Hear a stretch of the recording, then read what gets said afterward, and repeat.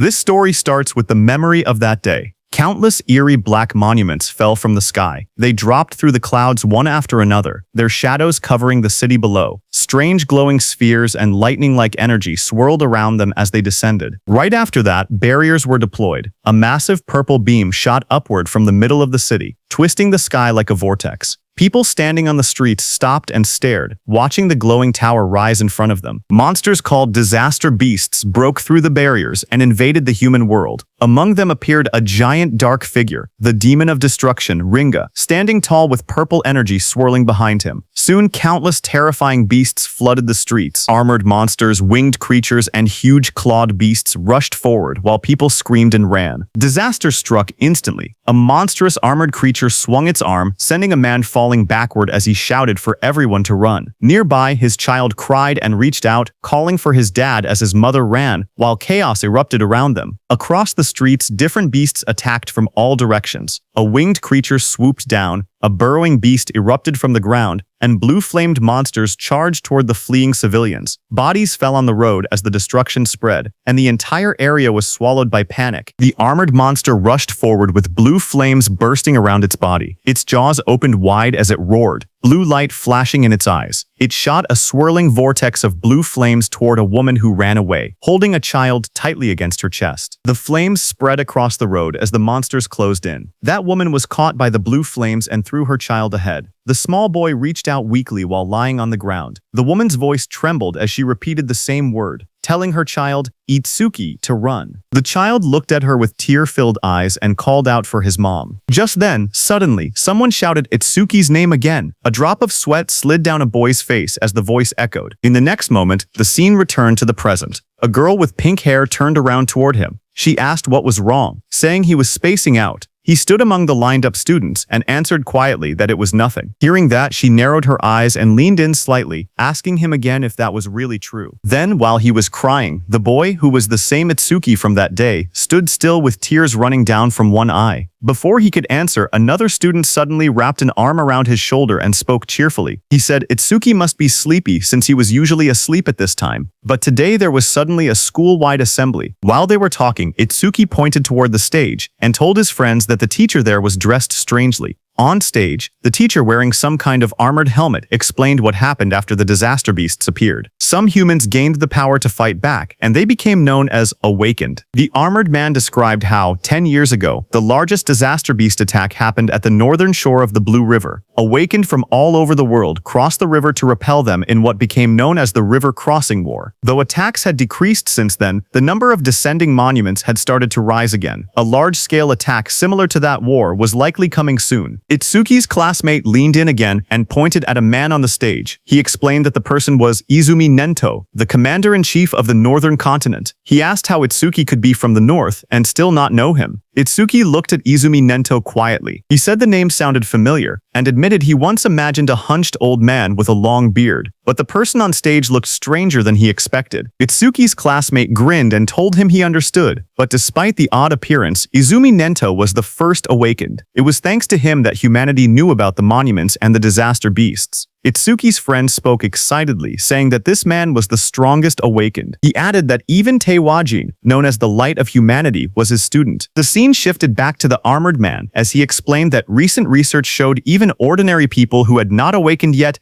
had a chance of gaining power by touching a monument. Izumi Nento stood on the stage, his long cloak spreading like black flames. He told the students he had come to let them try to awaken. He urged them to devote themselves to the fight against the disaster beasts. Just as he said that, a glowing blue blade slashed across the stage as the monument burst open. Light shot outward, scattering fragments, while a guard in sunglasses stood nearby watching. Seeing this, the students reacted with loud excitement. One of them shouted in shock as a monument rose from the ground, wondering if it was magic. Another yelled that this was not the time to be surprised. They clenched their fists, saying it felt like a dream, praying to become awakened. In the crowd, Itsuki's friend grabbed his arm in excitement. He told Itsuki that they finally had a chance to become awakened. His eyes shined as he said the word finally. Saying that, he started walking toward the stage. Seeing this, Itsuki's friend grabbed his shoulder, shouting that he shouldn't be left behind. The pink-haired girl called out to them, telling Itsuki to get back in line properly. But Itsuki walked past her, and a red glow flashed across his eyes. The girl looked at him in shock as the light streaked through the air. A close-up showed Itsuki's expression changing. His eyes shined red with excitement as he said that the day had finally come. On stage, a student touched the large black monument, but nothing happened. A guard immediately called out that it was no good and told the next person to step forward. The students watching reacted nervously. One boy pointed out that the previous student had broken the school's athletic record in his first year. He said that if even someone like that couldn't awaken, then there was no way he could. The girl beside him replied that athletic ability probably wasn't related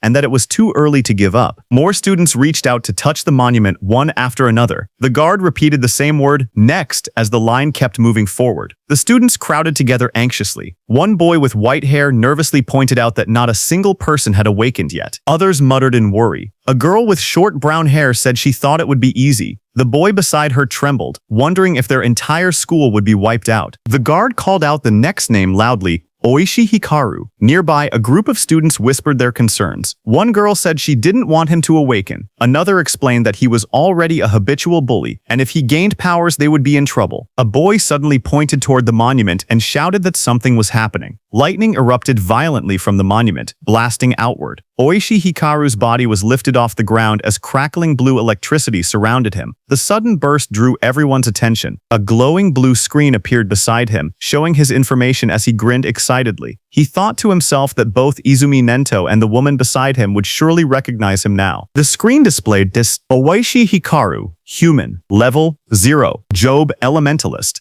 lightning gift, grade 2, undisclosed status, attack 3, agility 4, defense 2, magic 3, total 12 stat points. Watching from beside the monument, the blue-haired woman spoke softly. She told her father that they finally had one. She explained that level 0 stats usually totaled only 5, but this boy had reached 12. Her father, Izumi Nento, remained calm. The girl said it was still better than nothing. The school courtyard grew silent as Oishi Hikaru raised both arms triumphantly. Confetti sparkled around him while he grinned proudly. He muttered to himself, wondering if the old man Nento had anything to say to the first awakened student. But before he could boast further, someone grabbed his shoulder from behind. He turned sharply, surprised to see Itsuki stepping past him. Oishi spun toward Itsuki angrily, shouting at him. He demanded to know why Itsuki was touching him with dirty hands, yelling if he had a death wish. The watching students whispered among themselves. One girl asked who the boy was, noticing that he had cut the line. Another replied that it was Tenma Itsuki from class 5. Someone else muttered that he was finished. Once Oishi targeted someone, it was over. From above, the blue-haired woman and Commander Nento observed quietly. The woman narrowed her eyes and said she sensed incredibly intense emotions coming from that student. Itsuki stood before the towering monument, placing his hand on the stone. His eyes glowed red as dark memories flashed through him. He muttered that he refused to forget his hatred for the disaster beasts. He had burned the events of that day deep into his mind. Commander Nento stared forward as if sensing something unbelievable. Out on the awakening platform, a massive blue apparition rose behind Itsuki. The glowing figure towered over him, holding a sword and radiating overwhelming power. Itsuki stood calmly beneath it as blue light filled the air. The monument erupted with energy. A sharp, glowing structure formed above Itsuki, surrounded by swirling streams of light. The light expanded outward, wrapping around the entire area like a giant lotus blooming in the sky. The crowd below watched as the school grounds were covered in a glowing dome. Students stared upward, speechless. One boy pointed out that the pillar of light reached hundreds of meters into the sky. Another said it looked far more spectacular than Oishi's awakening. Two of Itsuki's classmates watched with excitement. Both of them smiled and cheered proudly, shouting that this was exactly what they expected from Itsuki. The blue-haired officer stared at the sky in shock. She said that this phenomenon only appeared when the rarest job, Order Breaker, was born. She placed a hand near her mouth, unable to hide her surprise. Even Commander Nento said he looked forward to seeing how capable the student would be. Seeing that, Oishi's expression twisted with frustration as he glared at the overwhelming light. Itsuki opened his eyes in confusion. Surrounded by shimmering blue energy, he wondered where he was and asked himself if he had awakened. Looking around, he found himself sitting cross-legged in the center of a massive glowing lotus made of light. Countless petals surrounded him, floating in a calm, otherworldly space. Suddenly, a blue system screen appeared before him. Itsuki stared at it in shock as it displayed Tenma Itsuki's stats. He was a human at level 0, which was fixed. His job was Order Breaker, Nirvana. His gift was Nirvana, a special grade. His level was fixed. His stats increased when acquiring skills. It removed all debuffs and fully healed injuries. Just then, another blue window appeared, showing his skill, Over Mimesis, which was Z rank. It analyzed enemy attacks and allowed the acquisition of counter skills. Then another screen showed Itsuki's stats. His were Attack 0, Agility 0, Defense 0, Magic 0, Total 0. Itsuki's face went pale as he stared at the results. His jaw dropped and he exclaimed silently that everything was at 0. But then 2 blue system windows appeared in front of Itsuki. The first announced that the Z rank skill Over Mimesis had been acquired. The second stated that the special grade gift Nirvana had activated, increasing all of his stats by 200. Another screen displayed the changes. Attack went from 0 to 200. Agility went from 0 to 200. Defense went from 0 to 200. Magic went from 0 to 200. Total went from 0 to 800 stat points. Seeing this, Itsuki's expression brightened. He looked at the glowing screen with excitement and said he understood. He realized that whenever he gained new skills through Over Mimesis, Nirvana would raise his stats. Even if he couldn't level up like others, he could still grow stronger in his own way. He clenched his fist and smiled confidently. He admitted he didn't know what level this power compared to, but he had no doubt he had become an awakened. With determination in his eyes, he declared that he would annihilate the disaster beasts. A massive burst of blue light exploded from the monument. Students around him shielded their faces and shouted that the light was too bright. Some grabbed their eyes in pain.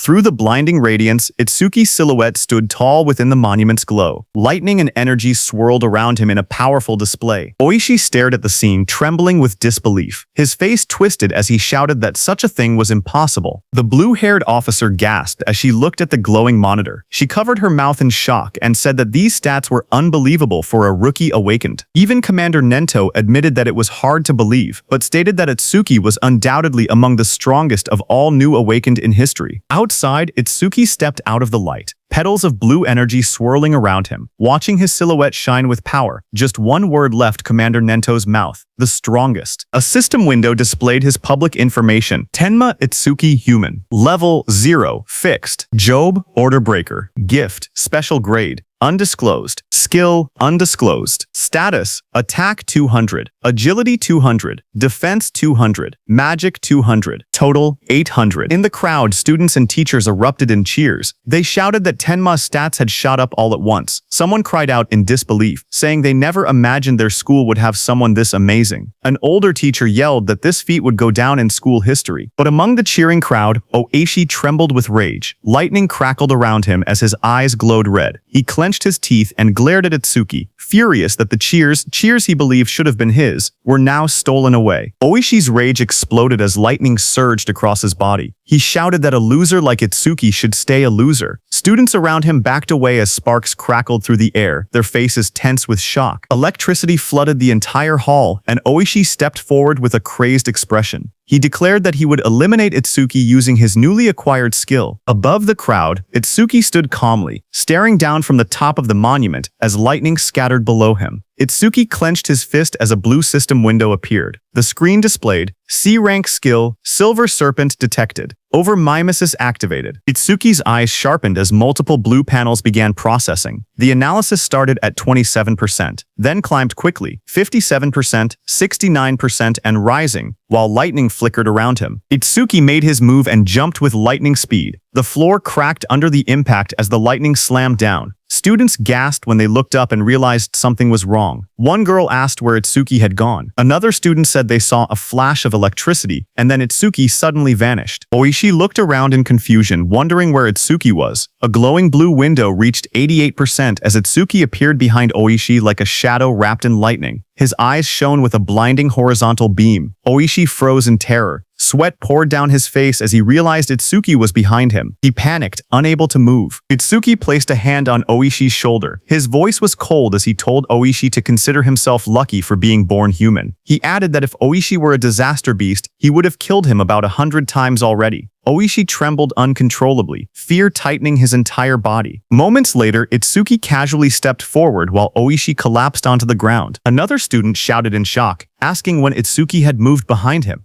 Someone else laughed nervously, saying Oishi must have been so scared his legs gave out. Another warned them to be quiet before Oishi heard them. A new panel floated above Itsuki, showing 94%, then rising quickly. Blue energy swirled around him as the progress reached 99%. Itsuki glanced at the glowing screen and commented that maybe the analysis was fast because it was only a C-rank skill. The display turned pitch black and flashed. Analysis progress 100%. Lightning exploded around him as a new message appeared, saying C-rank skill Thunderbreaker acquired. Itsuki stood in the center of the crackling blue electricity, his body glowing as the newly gained power wrapped around him like living lightning. The students watched nervously as the light began to glow again. One of the boys stared in shock, saying it was happening once more. Another student, wearing sunglasses, adjusted them with a grin, saying it was a good thing he had brought them. Inside the glowing space, Itsuki appeared sitting calmly with a thoughtful expression. He realized that every time an analysis finished, he was forcibly brought into this strange place. In front of him, the system windows appeared, stating that the analysis of Silver Serpent was complete, and the skill Thunderbreaker had been acquired. Another window opened, showing the description of Thunderbreaker, Level 1. The skill allowed him to absorb C-rank and lower lightning attacks into his body. When releasing the absorbed lightning energy, his agility would increase by 50%. It also had a passive effect. Each time he absorbed a C-rank lightning attack, his agility would permanently increase by 5%.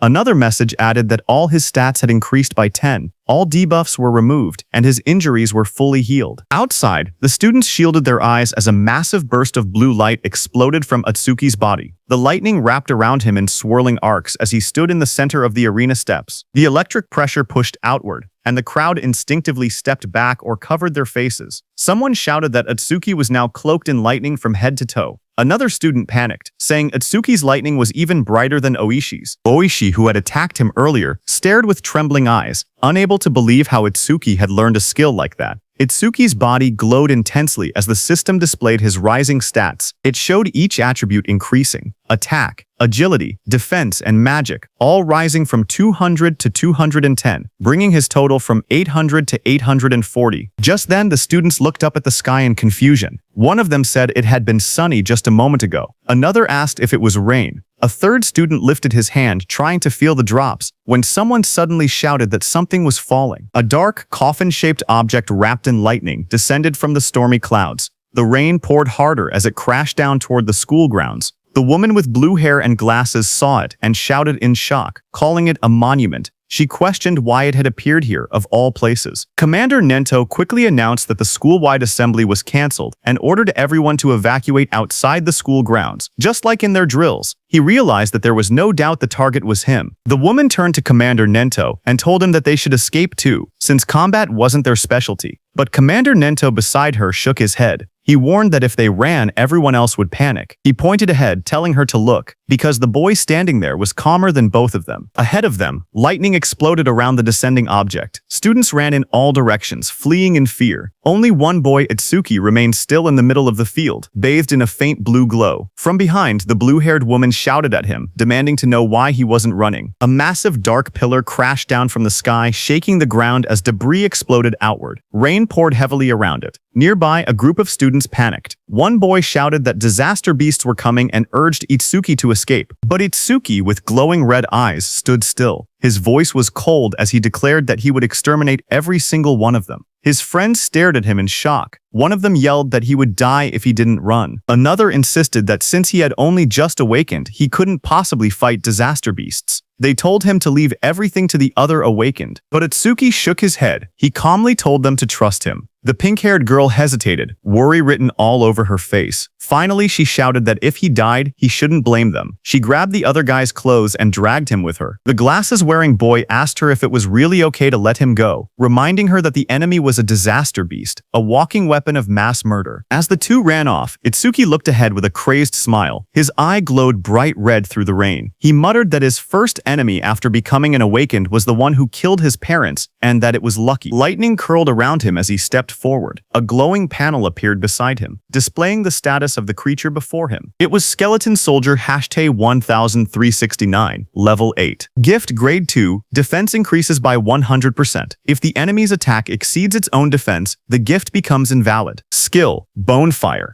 B rank. Its stats were Attack 15, Agility 10. Defense 120 plus 120. Magic 30. Total 295. The skeleton soldier stood covered in blue flames as Otsuki faced it head-on. A surge of lightning wrapped around Otsuki's arms as he tightened his stance. His red eyes glowed sharply as he wondered if he should test the skill he had just acquired. In the next moment, he charged forward, electricity exploding around his body. Blue lightning trailed behind him as he rushed toward the flaming skeleton beast on the field. The two forces collided, sparks scattering through the rain. The skeletal beast swung its arms to punch, but Itsuki dodged. Then Itsuki swung his electrified fist with full force, shouting that he would not let anyone else die. His punch struck the creature's chest, and a violent burst of energy erupted. The impact sent the disaster beast flying across the field, smashing through the school building. The ground trembled as debris scattered in all directions. Students watching from afar stared in shock. One student said Itsuki's strength was too overwhelming, that maybe they didn't need to run anymore. A female student was stunned, seeing how the impact had blasted the monster away in a single hit. The blue-haired inspector stared at the ruined wall, stunned that a rookie who had just become awakened could send a level 8 disaster beast flying with only one blow. Heavy rain poured down as Commander Nento watched from a distance, thinking to himself that Itsuki's speed and power were on a completely different level from other level zeros. But even then, he believed that defeating a skeleton soldier was impossible. He explained that skeleton soldiers had two troublesome abilities. The first was a gift that increased their defense. The second was a terrifying skill called Bonefire,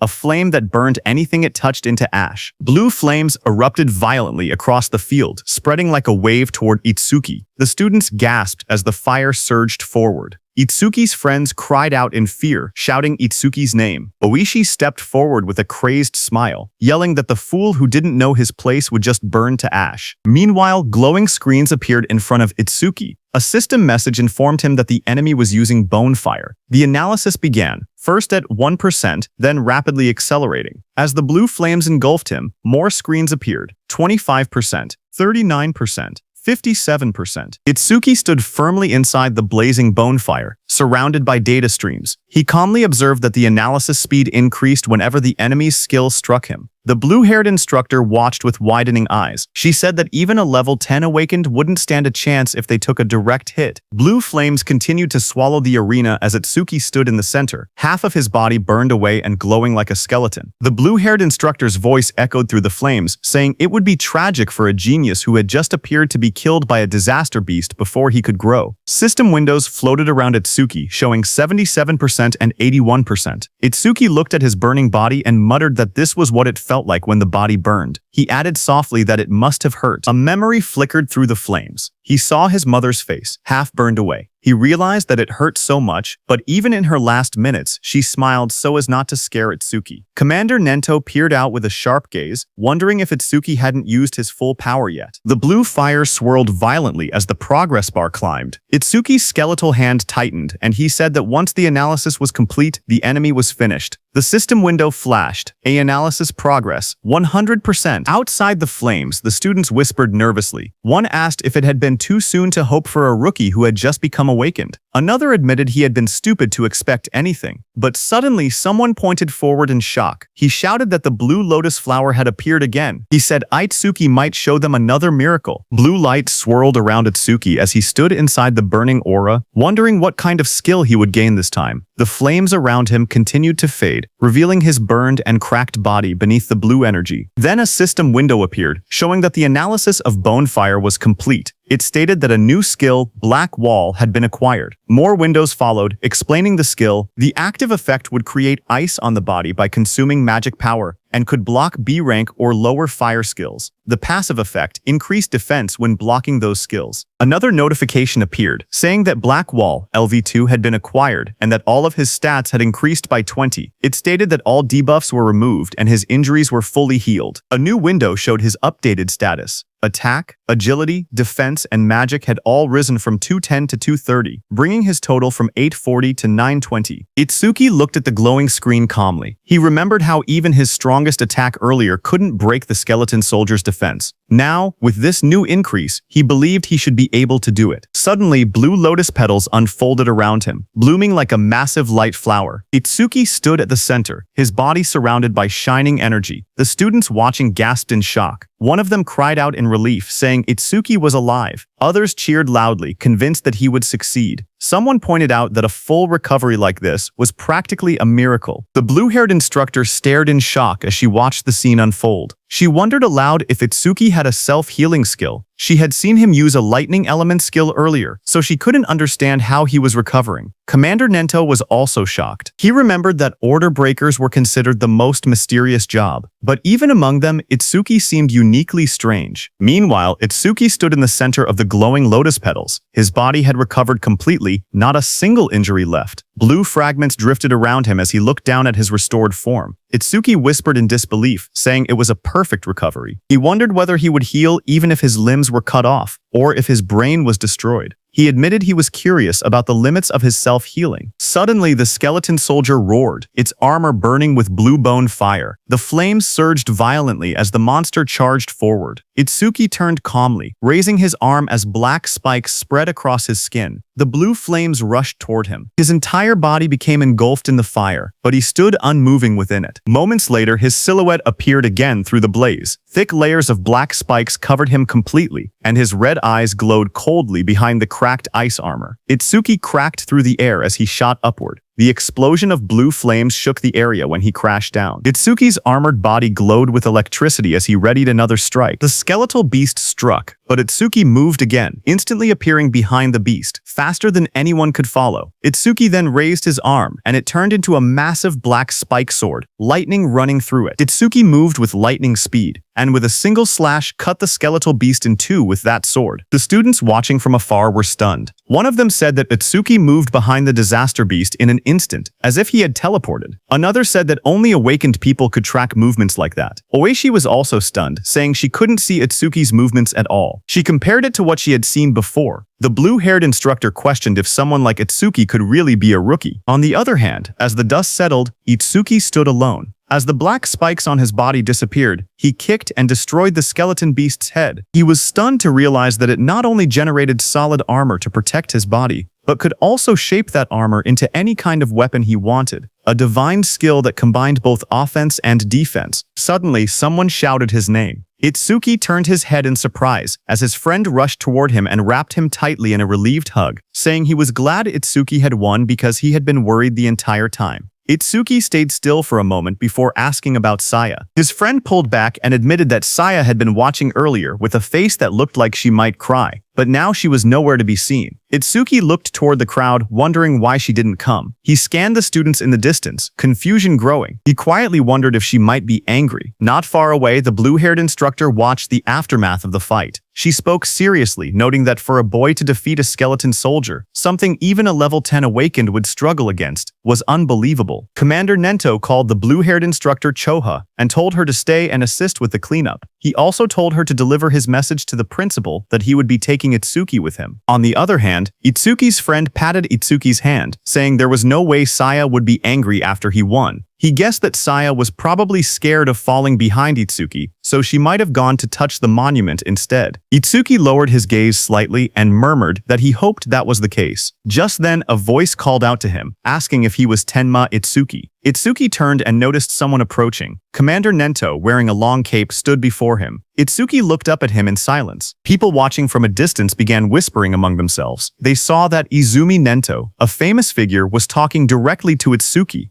Some wondered if he intended to take Itsuki as a student. Others doubted it, saying the only person Commander Nento had ever accepted as a student was Teiwajin, humanity's strongest. They insisted that no matter how strong Itsuki seemed, something like that wouldn't happen. Itsuki's friend stepped away nervously and said he would go look for Saya. Commander Nento then looked down at Itsuki and spoke calmly. He told Itsuki that he was quite special. Itsuki looked at Commander Nento and repeated the word softly, asking what he meant by calling him special. Commander Nento observed Itsuki closely and saw dark energy gathering around Itsuki. He told Itsuki that his heart seemed filled with anger and hatred. Itsuki stood in the darkness, a glowing light shining across his eyes. Commander Nento then stepped forward and said that he wanted to know the reason behind that hatred. Itsuki finally spoke, explaining that 10 years ago, his parents were killed by disaster beasts while trying to protect him. A scene from his childhood flashed before his eyes, his younger self crying helplessly as danger closed in. He remembered how he had nearly been killed as well, but an awakened appeared at the last moment and saved him.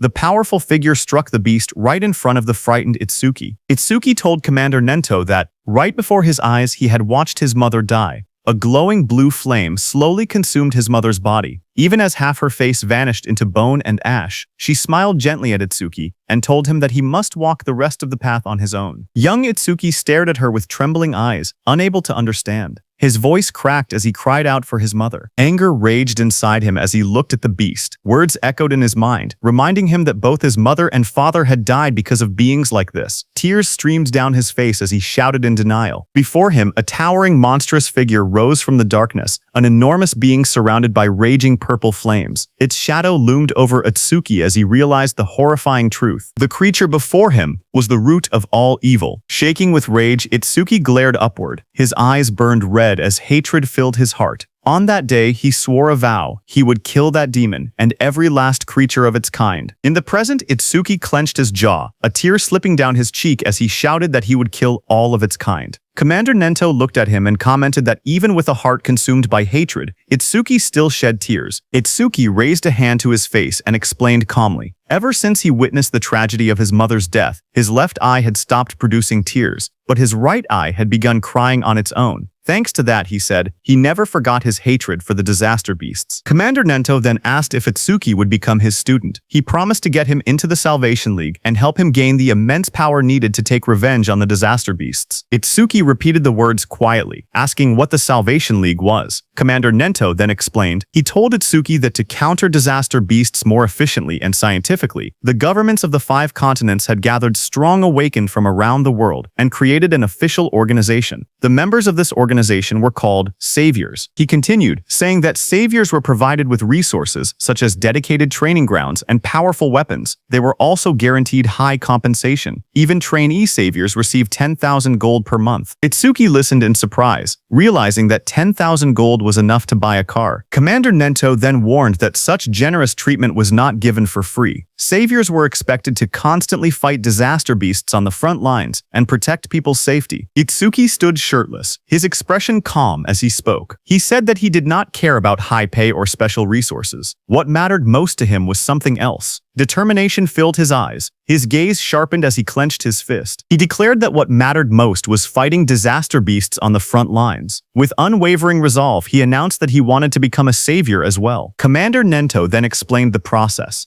He said that the Salvation League held an exam every February, known as the National Salvation League Tournament, with more than 10,000 participants. Each contestant earned points based on performance, but only those who ranked within the top 100 were allowed to become saviors. Hearing this, Itsuki asked what the highest record in history was. Commander Nento told Itsuki that it would not be very useful as a reference. He explained calmly that the record was 115,000 points, set by Taewajin 11 years ago. He added that passing required only 30% of that score, while securing first place required at least 50%. Itsuki silently recalled the name Taewajin, the strongest awakened, known as the Light of Humanity, the one Rikuru had mentioned. Commander Nento told Itsuki that Jin was special, and that comparing himself to Jin would only bring despair. But even so, Itsuki should still have confidence, because he believed Itsuki could one day stand shoulder to shoulder with Jin. Itsuki stood shirtless on the training ground, his expression steady. With unwavering determination, he declared that he would surpass Taewajin. Hearing those words, Commander Nento's eyes widened inside the helmet, reacting with surprise. He remembered something from the past, a time when he had stood with Taewajin and told him that he had become incredibly popular. The younger generation was trying to follow in his footsteps, but Taewajin warned that following alone would never win the war against the disaster beasts. Someday, someone would surpass him, just as a new sunrise replaces the setting sun. Taewajin said that he looked forward to that day. Seeing Itsuki's resolve, Commander Nento thought that the sunrise Taewajin had been waiting for had finally appeared. A few hours later, Commander Nento took Itsuki to another place. There, when Itsuki saw the massive, dome-shaped structure rising in the distance, glowing under the sky, he asked quietly what it was. Commander Nento explained that these monuments acted as passages connecting the human world to the world of disaster beasts. He said that if the beasts were killed but the monuments were left untouched, new beasts would simply appear again. He pointed at the massive dome-shaped building and explained that this facility was created to isolate monuments that couldn't be destroyed. Awakened individuals periodically entered it to sweep out the disaster beasts that emerged. This kept the danger under control and also served as training. Itsuki looked at the building and asked if it was a training facility. Commander Nento, standing beside him, confirmed it, saying they called these places stages. He explained that the number and strength of the beasts inside couldn't be controlled, making it extremely dangerous. Commander Nento told Itsuki that the beasts in this specific stage were especially strong. Among all rookie-level stages, this one had the highest mortality rate. Because of that, people called it the Rookie's Graveyard. He told Itsuki that when Jin was still a rookie, he had cleared this deadly stage in 3 minutes and 14 seconds. Commander Nento turned to Itsuki and said that if Itsuki truly intended to surpass Jin, then 3 minutes would be his limit. As Itsuki walked toward the giant facility, Commander Nento told him that if he could clear the stage within 3 minutes, he would accept him as his student. Hearing that, Itsuki's eyes sharpened with determination. He wanted to surpass Jin and become Commander Nento's student. People in the lobby turned their heads when they saw a familiar figure. Someone pointed and said that Mr. Izumi had arrived. Another person noticed Itsuki walking beside him and asked if that was the rumored rookie. The crowd stared in surprise, whispering that there was no way a rookie could walk next to Mr. Izumi unless he was an awakened on Teiwajin's level. Itsuki looked around quietly and wondered to himself if this person was really that famous. Thinking that, he walked toward the stage entrance and saw the display showing the Disaster Beast level inside. Level 10. He noted that it was only 2 levels higher than the skeleton soldier he had faced earlier and wondered how strong that really was.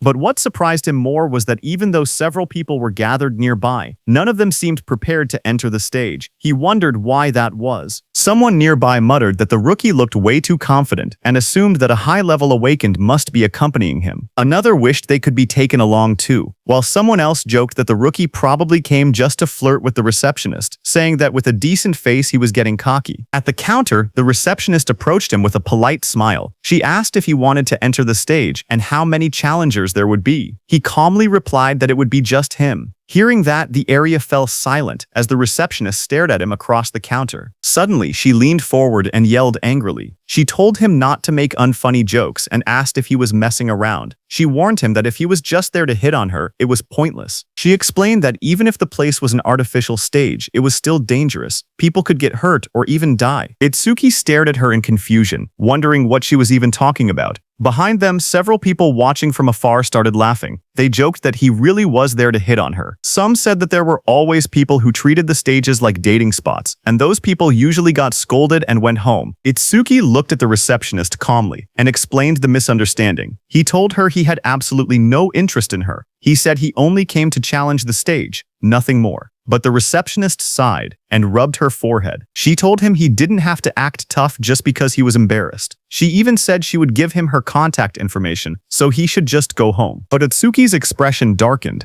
A shadow fell over his face. He told her not to make him repeat himself. He didn't care about her contact information at all. He only wanted her to let him enter the stage. Hearing that, the receptionist reluctantly agreed and told him not to blame her if he died. She held out a metal bracelet with a nervous expression, clearly shaken. Seeing that, Itsuki muttered that she should have just given permission from the beginning instead of making him repeat himself. The people watching from behind whispered among themselves. One man called Itsuki an idiot, saying he could have gotten her contact information but chose to act tough instead. Another pointed out that a level 0 rookie challenging a level 10 stage was basically suicide. They guessed he would run out in less than a minute. Someone else noticed how confident he looked and wondered if he might succeed since he also had a special grade gift. But another person reminded everyone that for awakened people, gifts were just bonuses. The most important thing was level. No matter how special the gift was, it meant nothing if the level was low. On the other hand, standing in front of the gate, Itsuki checked his bracelet. He said that his personal information was registered on it, so scanning it would let him enter. A glowing screen appeared above his hand, confirming, "Entry by awakened Tenma Itsuki has been approved." Itsuki stretched his hands forward and took a breath. He reminded himself that the promise was within 3 minutes. Then he said it was time to begin. A bright digital timer appeared, showing 0001 in green numbers. And just as the gate opened, Itsuki moved with explosive speed. Red energy surrounded his body as he dashed forward, his eyes glowing sharply. He looked around and noticed the vast area. He thought that the interior space was much bigger than he expected. As he ran across the grassy field toward a tall black tower, he told himself that it was his first time entering a stage, even if it was an artificial one. Suddenly, Itsuki noticed a creature rush in and said that it was coming. That creature jumped toward him. It was a wooden monster from the Kodama tribe. A blue window appeared beside it showing its information. Kodama #137 from Kodama tribe, level 4. Gift, none. Attack, 49. Agility, 48. Defense, 53. Magic, 24. Total, 174. Seeing it coming, black spikes formed on Itsuki's hand. In the next moment, he slashed downward with overwhelming force. A sharp strike of energy cut through the target as he launched his attack. Itsuki stood calmly with the massive black spike axe hand. He smiled and remarked that an axe was always the best tool for trees. He then asked the remaining monsters how it felt to see their comrade cut in half. Dozens of Kodama creatures rushed at him. He stood tall and called them rotten trees. Outside, Choha spoke to her father, Commander Nento. She asked why. Out of so many rookie stages, he had made the newcomer enter this one specifically. Commander Nento answered that Itsuki claimed he would surpass Jin, so he simply brought him to the same stage Jin first challenged. Hearing that, Choha frowned and said that surpassing Jin was impossible unless someone stepped outside the bounds of humanity. Hearing that, Commander Nento asked Choha if she believed Jin had already transcended humanity. Choha recalled the time she met Jin for the first time. She had once thought Jin was kind and approachable. Then she saw Jin instantly kill a level 97 disaster beast. She recalled that Jin's eyes during that fight were different. She remembered those eyes clearly, cold, solitary, and transcendent. She felt that they didn't seem human at all. She described Jin's gaze, saying his eyes were like the eyes of a god. Hearing that, Commander Nento told Choha that Itsuki also had potential comparable to Jin, but at the moment he was nothing more than an unpolished gemstone. He added that if Jin could be compared to a godlike existence who saved people, then Itsuki was the opposite, a demon consumed by hatred. Meanwhile, on the battlefield, Itsuki stood among the fallen wooden beasts. He stated that overmimesis wouldn't even activate against disaster beasts of this level. Just then, a dark silhouette appeared behind him, its eyes glowing red. His own eye glowed the same way as the shadow towered over him. In the next moment, his body moved at extreme speed, cutting through the enemies with a sharp motion. Itsuki stood before the fallen creature and looked down calmly. He asked if that was the end. He examined the broken body and wondered if level 10 disaster beasts were only this strong.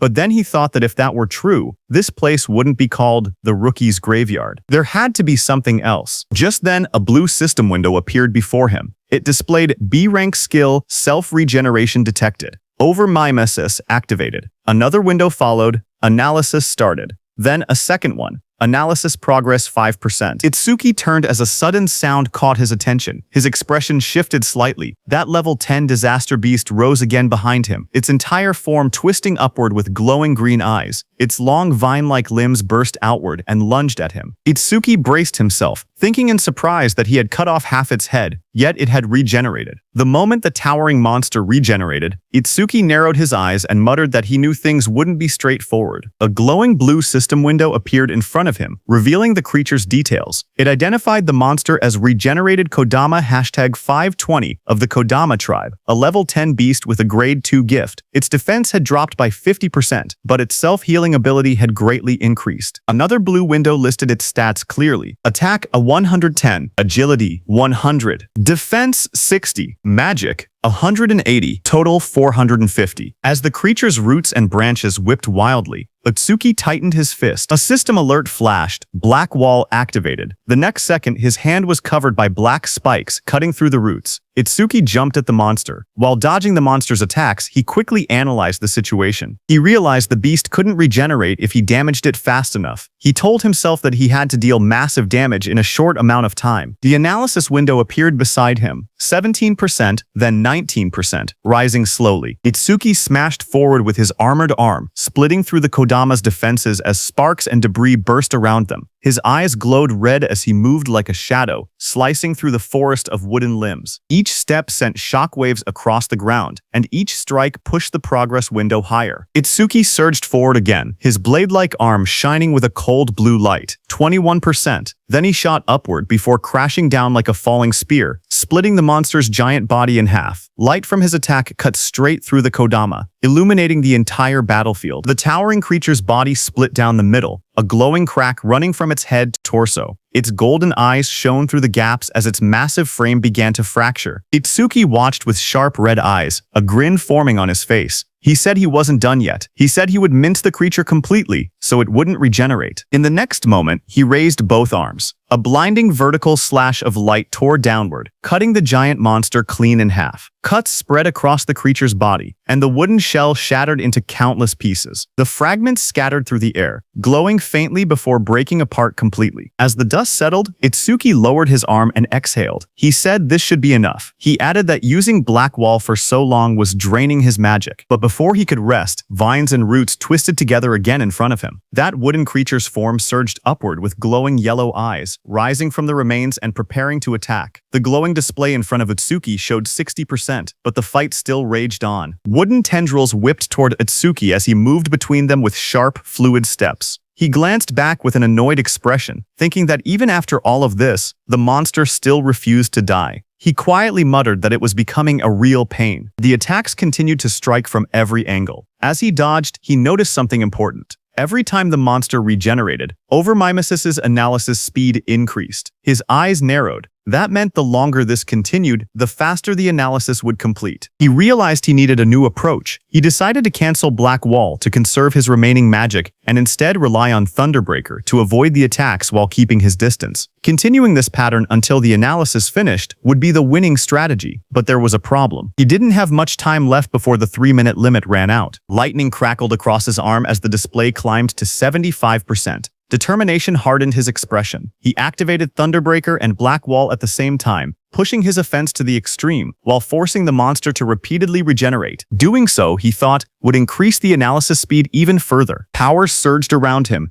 arcs of lightning dancing across his arm as he charged forward with a cold, focused expression. The creature's wooden body split down the middle, its golden eyes glowing through the cracks. Electric sparks flashed violently as he fought. If Overmimesis failed when his magic hit 0, he knew he would die right there. The percentage rose to 80%, then 85%, as he forced his body forward through the storm of wooden strikes. He told himself that if he died now, then everything he'd done would amount to nothing. Lightning gathered in his arm as he unleashed another powerful strike. But right before hitting the monster's head, his magic power hit 0. Finally, his body staggered. Blood dripped from his mouth. He lowered his head and quietly muttered, "Damn it."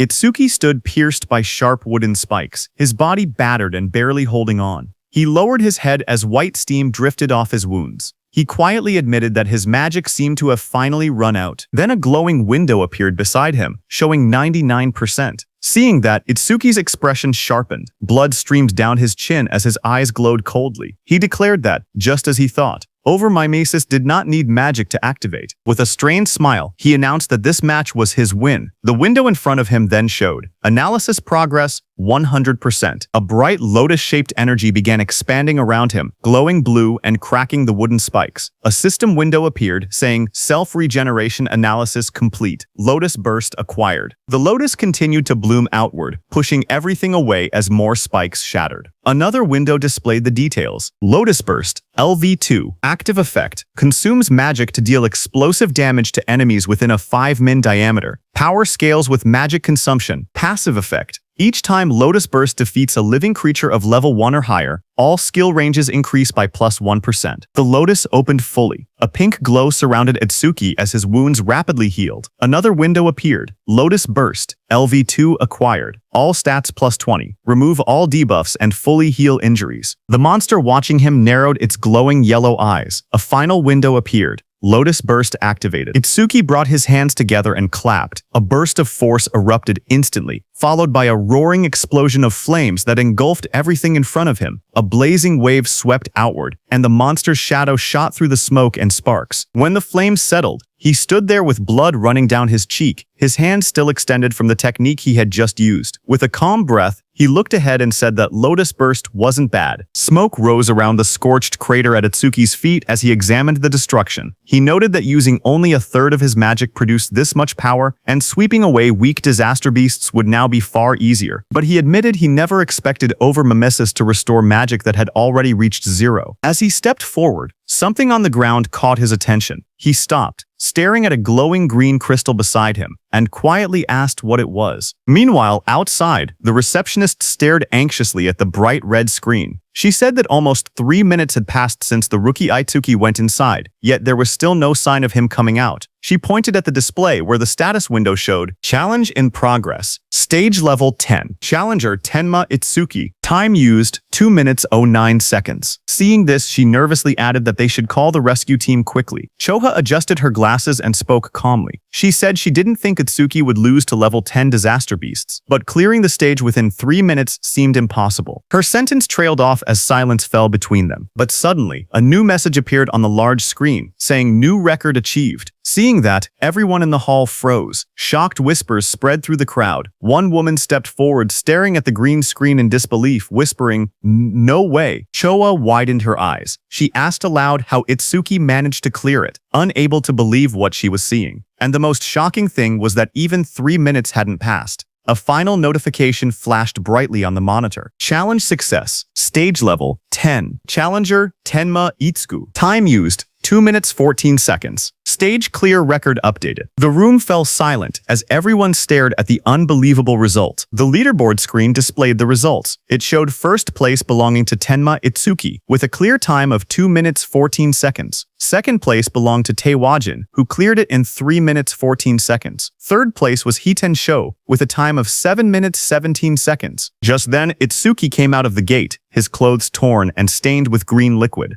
Around him, people reacted in shock. One person exclaimed that Itsuki had really survived, asking whether the green liquid on him was disaster beast blood. Another shouted that Itsuki was a full minute faster than Taewajin. Someone else pointed out that the beasts inside were level 10 disaster beasts and couldn't understand how a level 0 rookie managed it. Another voice added that there was no way a level 0 rookie should have survived. As Itsuki stepped forward, someone began to speak, saying Mr. Izumi was coming. Izumi Nento turned toward Itsuki, who asked him if he could now officially receive Commander Nento's guidance. Itsuki looked at him with a faint smile and addressed him as teacher. Commander Nento responded with pride, saying that Itsuki had done well, just as he expected from his student. Standing nearby, Choha watched quietly. She wondered if her father was happy, saying she hadn't seen this expression from him in a long time. In the crowd, people continued whispering. One person shouted in disbelief that Itsuki was actually Izumi Nento's student. Another said it was no wonder he could break Taewajin's record. But someone else added that even if he truly was Izumi's student, as long as his level didn't increase, there would be no room for growth. Just then, the receptionist came forward nervously with a decorated box in her hands. She explained that it was a gift for breaking the record and asked Itsuki to accept it. Her expression softened as she apologized for the rude things she had said earlier. Itsuki looked surprised as he received the box, asking if he truly got something for his achievement. He said that it was fine, because a level 0 rookie challenging a stage like that really did seem reckless. He added that he was a complete stranger to them, and it wouldn't have mattered to anyone if he had died. But since she tried to stop him, it proved she was worried. Hearing that, the receptionist blushed deeply. She stuttered as she insisted it wasn't like that. Itsuki simply thanked her, which only made her blush even harder. Not far away, Choha called out, telling Itsuki that she was leaving and not to lag behind. She tightened her glasses, annoyed, and warned him not to get cocky just because he had become her father's student.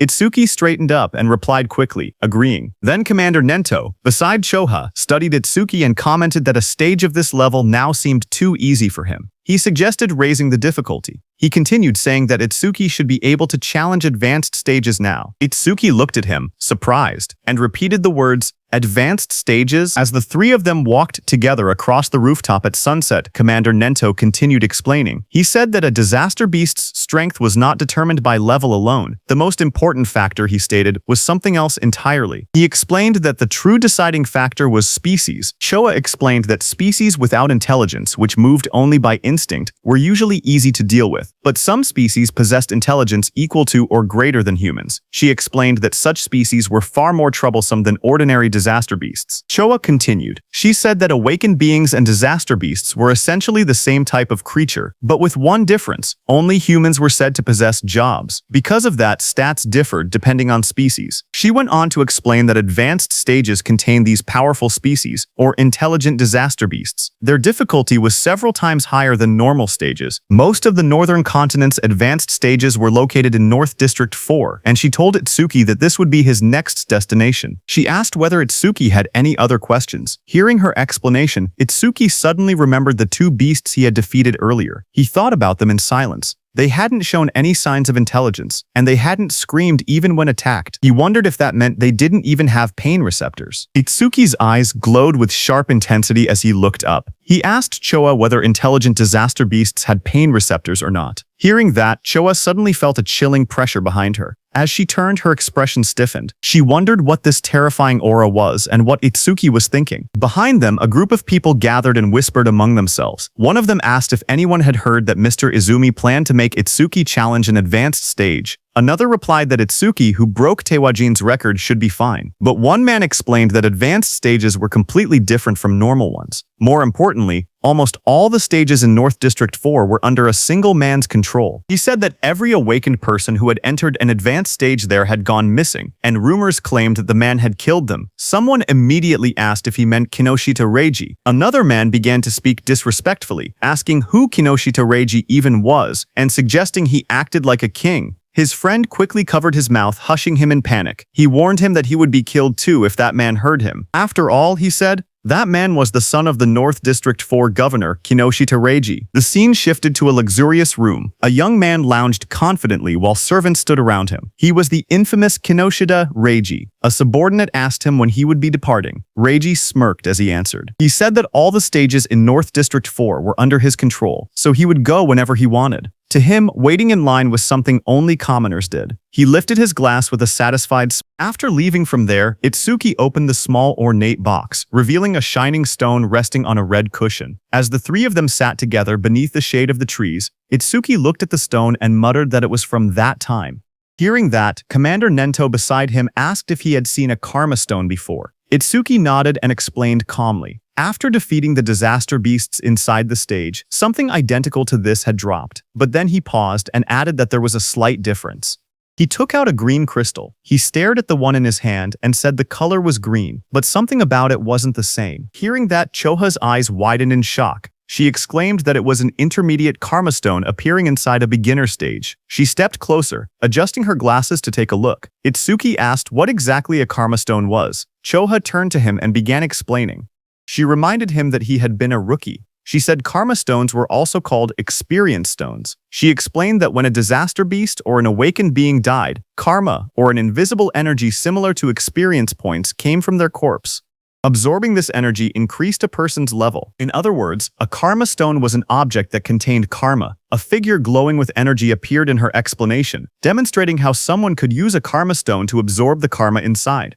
She continued, saying that karma stones didn't occur naturally, which made the situation strange. Choha wondered aloud why such a stone had appeared in that stage. Beside her, Commander Nento quietly said it was probably because of Itsuki's gift. Hearing this, both Itsuki and Choa looked confused and asked again about the so-called gift. Commander Nento explained that normally, the karma of a defeated enemy would be absorbed by the one who killed them. Yet even though Tenma had defeated 2 disaster beasts, he never leveled up. That meant the karma had not been absorbed. He added that manifested karma never disappeared without a reason. He continued, saying that if his speculation was correct, the karma of the disaster beast that attacked the school had been absorbed by the awakened individuals present, meaning the people standing there. He explained further that a stage was an enclosed space. Because Tenma was unable to absorb the generated karma and there was no other recipient inside, the leftover karma clumped together and formed a karma stone. Hearing this, Choha looked startled.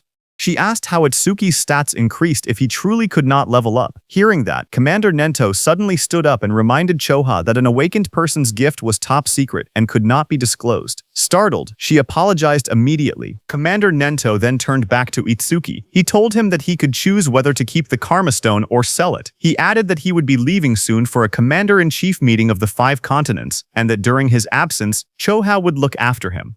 Before departing, he said there were several things he wanted him to remember. Commander Nento spoke calmly as he listed out the rules. He told Itsuki to keep their relationship confidential, then added the second rule, never disclose his gift to others. The third rule followed. Itsuki had to clear at least 6 advanced stages before the teacher returned.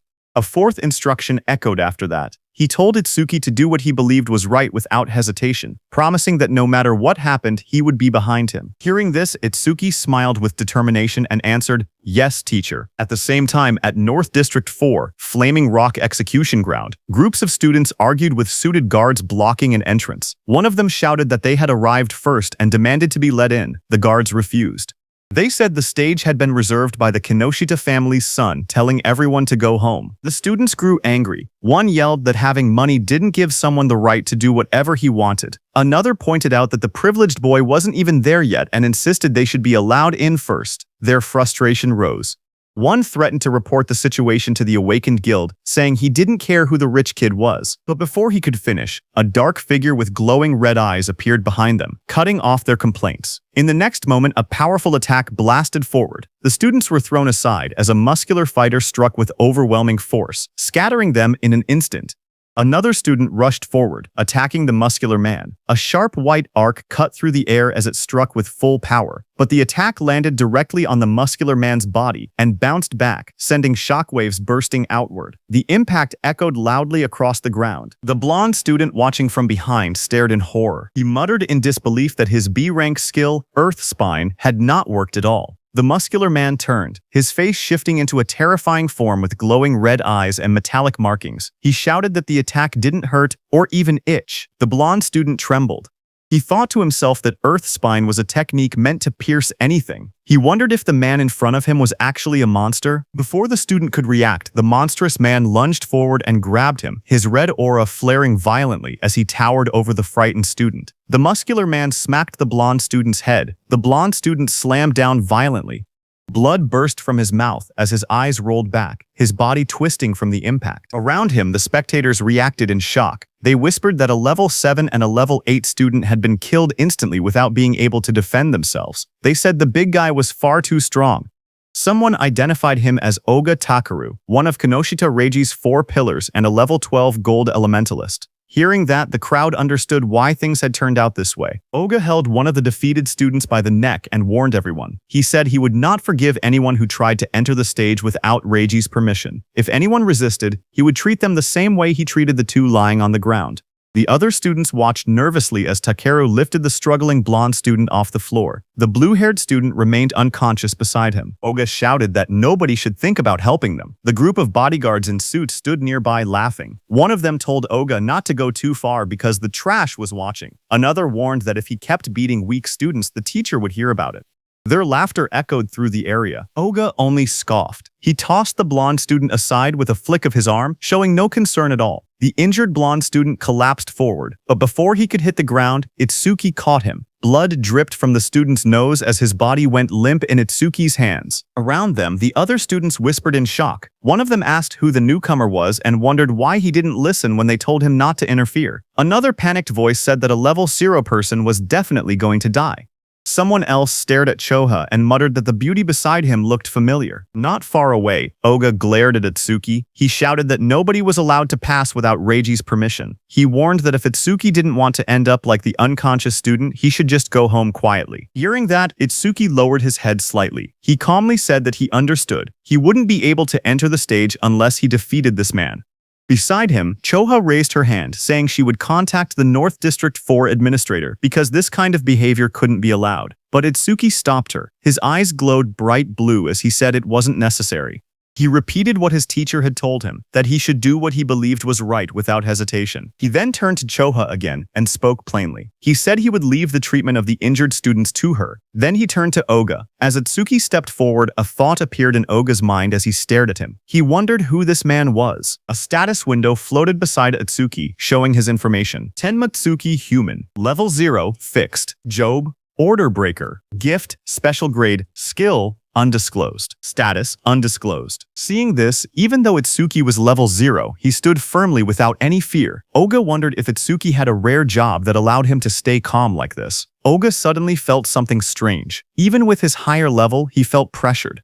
He told himself that rare job or not, he was 12 levels ahead. The stat difference shouldn't be something Itsuki could bridge. Another window appeared beside Oga, showing his status. Oga Takeru, Human, Level 12, Job, Elementalist. Gift, Grade 2. After metallization, defense plus 50% in stationary state. Skill, metallization, C rank. Status, attack 110, agility 100, defense 250, magic 145, total 605. As Oga stared, his expression changed. His eyes widened, and in the reflection of his pupil, he suddenly saw Itsuki rushing toward him at incredible speed.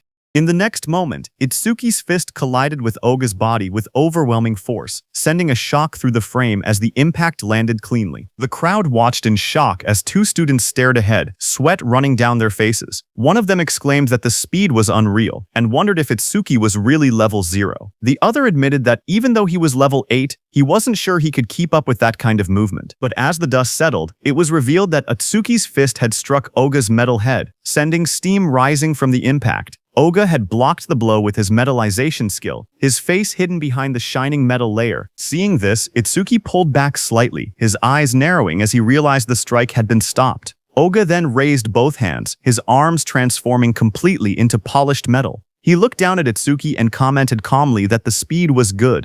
Then he moved and lunged forward with overwhelming force, shouting that Itsuki's attack still lacked power. The floor shattered beneath him as debris exploded outward. Itsuki braced himself, analyzing the situation in silence. He thought about what it would take to successfully land a surprise attack on an enemy above level 10. As his body blurred into motion again, he concluded that he needed to further increase his agility, using Thunderbreaker. Just then, a system window appeared. The display showed Tenma Itsuki's status. It listed him as a human at level 0, with a fixed job called Order Breaker, Nirvana Gift, a special grade ability.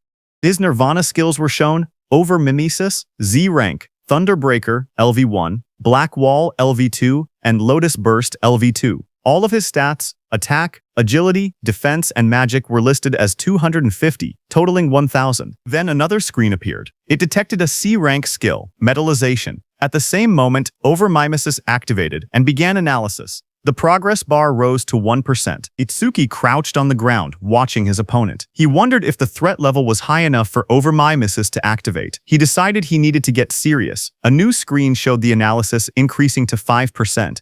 Itsuki observed Oga's metal-covered body in front of him and thought that normal attacks couldn't break through the metallized areas. He concluded he would have to aim for the parts that were still flesh. His foot slid across the ground as he accelerated, but Oga looked at him and laughed, calling him a weakling with no power or speed as he raised his shining, hardened arms to counter.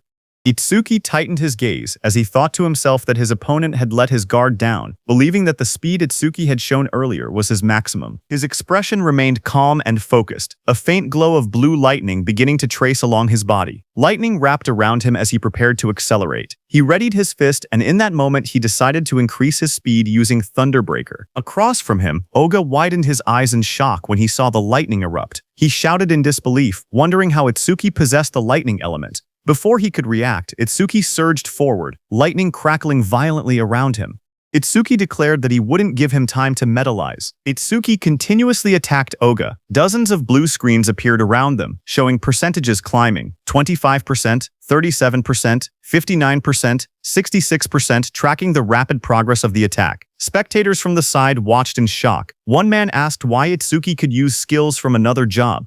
Another said the speed was too fast for his eyes to follow. Someone else muttered that the level 0 boy might actually defeat Oga. Oga himself struggled to react. Sweat ran down his face as he realized he had no time to metalize. He gritted his teeth, questioning how a level 0 could move so fast. Desperation grew inside him as he admitted that, at this rate, he would lose. Electricity wrapped around his entire body, trapping him. He couldn't even scream. Panic overtook him as he shouted in his thoughts for the others to stop watching and help him. As the lightning surged around him, Oga clenched his teeth. His expression twisted in desperation, and he thought to himself that he had no choice left. He would have to try that technique. With a loud shout, he suddenly tore off his shirt and released a burst of power. Waves of force exploded from his body as he activated his ultimate skill. Before Itsuki, Oga's entire body turned metallic from head to toe. Itsuki stared in shock, realizing that his opponent had managed to metalize his entire body at once. A system window flickered beside him showing C-rank skill, metalization, analysis progress 88%. Oga glared down at Itsuki with glowing eyes. He said he was grateful. He had never managed to metalize his entire body before, but Itsuki had pushed him enough to finally achieve it. He explained that metalized areas increased his defense by 50%, and his personal gift added another 50% whenever he remained still. With both effects combined, his current defense exceeded 500. His face twisted into a cruel grin as he looked at Atsuki. He said that he had originally planned to cut Atsuki in half, but as thanks for helping him complete his new skill, he would at least allow Atsuki to die easily. Watching from the sidelines, the other trainees were stunned. One of them exclaimed that a defense over 500 at level 12 was impossible to break. Another admitted that they had thought the level 0 newcomer would win, but the opponent was too much of a monster. Suddenly, a glowing blue aura wrapped around Atsuki. He looked ahead with calm eyes and said that if his guess was right, a full-body metal transformation required a large amount of magic. The screen beside him showed the analysis reaching 98%. Itsuki continued, saying that if Oga had used most of his stat points on defense, then his magic shouldn't be very high. The percentage rose again, reaching 99%. Across from him, Oga growled and denied it, calling Itsuki's reasoning nonsense. Even while refusing to believe it, he wondered if Itsuki was truly level 0, surprised by his sharp intuition. Itsuki kept his relaxed smile. He said he wouldn't bother using a boring tactic like draining Oga's magic down to 0. Instead, he declared he would finish the fight quickly. At that moment, the blue screen flashed. Analysis progress reached 100%. High above, a blue lotus-shaped aura began to bloom. Choa, watching, whispered that the lotus had appeared again and realized that Atsuki was about to become even stronger. Others stared at the giant lotus forming around him. One man questioned if this lotus was really a level 0 skill. Another wondered how Itsuki planned to defeat Oga, since it didn't look like an offensive technique. A notification window appeared. The analysis of the metallization skill was complete, and a new skill called Clear Orb had been acquired. Another window described the skill, Clear Orb Level 1. Active effect. It shoots a perfect sphere along a fixed path. The sphere travels at 1 meter per second and pierces through every enemy in its path while ignoring all defense. Passive effect. Every time an enemy with higher defense than the user is defeated with Clear Orb. Seeing that this new skill had defense ignored, Itsuki thought that if he hit with this, he could definitely deal damage. But the problem was flight speed. At 1 maces, even ordinary people could dodge it, so timing was crucial. But then Itsuki thought that against that sandbag Oga, who wouldn't even move, he didn't even need to think about timing. Itsuki's eyes glowed blue as he looked at Oga and declared that Oga's prized absolute defense would be thoroughly smashed to pieces. Just then, a system window appeared, saying, Clear Orb LV1 acquired. All stats plus 10. Remove all debuffs and fully heal injuries. Status. Attack went from 250 to 260. Agility from 250 to 260. Defense from 250 to 260. Magic from 250 to 260. Total from 1000 to 1040. The blue lotus petals opened as Itsuki stood in the middle, pointing his finger at Oga. Right above his finger, a small lotus flower appeared. As the lotus spun and bloomed, Itsuki told Oga to now try to dodge this. A system window displayed that Clear Orb has been activated. The students stared at the glowing sphere and whispered among themselves. One of them said he had never seen that skill before. Another explained that this must be the Order Breaker, the job known as the most mysterious among the four. Someone questioned whether a skill released by a level 0 could break through the defense of a level 12 specialist. Another pointed out the confident look on Itsuki's face, saying that the technique must be incredible. A glowing lotus-like shape opened, revealing a small black orb. The orb floated forward, shining as colors scattered around it. The onlookers watched silently as the orb drifted through the air. Some students stared in confusion. One boy complained, saying it was just a tiny ball.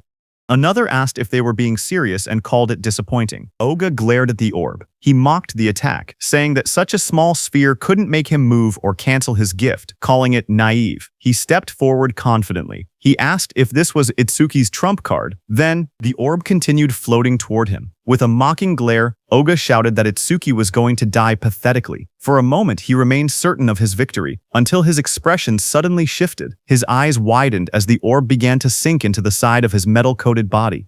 A faint crack appeared where it touched him. A heartbeat later, a violent burst of blood exploded from the wound. Oga screamed in agony as the clear orb tore through his arm, ripping it apart in a single clean line. He collapsed to the ground, clutching the bleeding stump, shouting desperately about his arm. Itsuki walked toward him calmly. He told Oga that he had warned him to dodge. Itsuki said that because Oga was human, he had only aimed for the arm. If he had been a disaster beast, the attack would have been aimed at the neck. Itsuki then looked at Oga's men standing frozen nearby. He ordered them to stop staring and take Oga to a hospital, asking if they couldn't hear him. When no one moved, he turned back with cold eyes and repeated sharply that he was telling them to get lost. Immediately, Oga was carried away by the guards, blood covering his back and dripping onto their suits. One guard looked shaken while another wiped sweat from his face. In the distance, the crowd began cheering. Showa smiled proudly as the students around her celebrated. Someone shouted that Itsuki won. Another yelled, "Well done," and others said it served Oga right. Immediately, two students rushed up to Itsuki. One asked if he wanted to team up with them, saying 3 people could clear the mission quickly. The other quickly insisted he should join their team instead, explaining that with only 2 members, he would get more experience points. They argued again, asking if he planned to challenge the Flaming Rock execution ground with 3 people. They warned that all the disaster beasts inside had defense equal to Oga's. One of them added that their team had a healer who could restore his magic and let him fire the orbs endlessly. Itsuki looked ahead calmly. He thought that beasts with defense equal to Oga's were perfect. He reminded himself that Clear Orb's flight speed increased each time he defeated an enemy with higher defense. He decided he would increase the orb's speed inside that stage. The 2 boys leaned forward eagerly, asking Itsuki to let them know which team he would choose. Itsuki lowered his gaze and spoke quietly. He said he was going alone. Around him, the others reacted in shock. One person shouted in disbelief that he was challenging a level 15 advanced stage by himself. Another complained that he had become overconfident just because he defeated Oga. Those 2 students walked away. One of them admitted that Itsuki was strong, but insisted there was a limit to arrogance. The other added that they must not meet his standards and suggested they look for someone else instead. Showa stepped forward and spoke calmly. She explained that all the disaster beasts in this place had defenses similar to Oga's. She said she understood he had a way to defeat them, but questioned whether his magic would last long enough. Itsuki turned toward her with a small, confident smile and told her not to worry, he would be fine. Hearing that, Choha's face immediately reddened. She replied sharply that she wasn't worried. She said she only asked because her father would blame her if he died. Then she turned away, saying she would go treat the injured and that he could do as he pleased. Before she left, she adjusted her glasses and added one more warning. She explained that the Stone Tribe had no intelligence, but they moved in groups. She told him to be careful about his magic consumption. Itsuki stepped toward the glowing entrance device and raised his hand. A soft beep echoed through the air as the system confirmed him. A notification projected beside the door, stating that entry for the awakened Tenma Itsuki had been approved. Once inside, Itsuki looked ahead with sharp eyes. He muttered that there were more enemies than he had expected. Right in front of him, countless stone beasts filled the rocky canyon, their bodies made of thick boulders and glowing yellow eyes. The ground cracked under their weight as they charged. Itsuki watched them and noted that the disaster beasts in this advanced stage had levels and stats far higher than before. A blue system window appeared in front of him, showing the information of a stone statue from the Stone Tribe, level 9, with its gift converting all magic power into defense. As one of the stone beasts rushed toward him, Itsuki held out his glowing purple orb. He spoke calmly, saying he would test whether these enemies met the clear orb's passive conditions. The purple aura around the orb burst outward as he activated it. The clear orb shone brightly, its power swirling in layers of violet and blue light. The stone beast charged forward, its massive body bursting through the dust as Itsuki raised his hand. The purple orb floated above his palm, swirling with bright light as he aimed it at the incoming monster. The orb shot out instantly, tearing straight through the beast's rocky body. A large hole opened behind it, and Itsuki stepped through the fading purple glow as the system window appeared. The screen displayed the message, "Stone Statue, Level 9, defeated." Another line followed, "Clear orb, flight speed increased by 100%. Itsuki watched the notification and nodded. He thought to himself that it was exactly as he expected. More stone beasts roared as they appeared in front of him, their yellow eyes shining from within the broken cliffside. Itsuki stood calmly among them, the purple light reflecting across his silhouette. Lightning began crackling around Itsuki's body, and his eyes glowed red. He looked ahead and said that these slow beasts with poor evasion were perfect prey for the clear orb. System windows continued to appear one after another. Stone Statue Level 9 defeated. Clear orb flight speed increased by 100%. Stone Statue Level 8 defeated. Clear orb flight speed increased by 100%. Pieces of broken stone scattered across the ground as the notifications filled the air. The glowing status window floated above Itsuki, showing magic a 110/260 remaining. He stood on top of a mountain of shattered stone beasts. Looking down at the battlefield, he calmly calculated the situation. Using the clear orb once consumed 50 magic points, which meant he only had 2 uses left.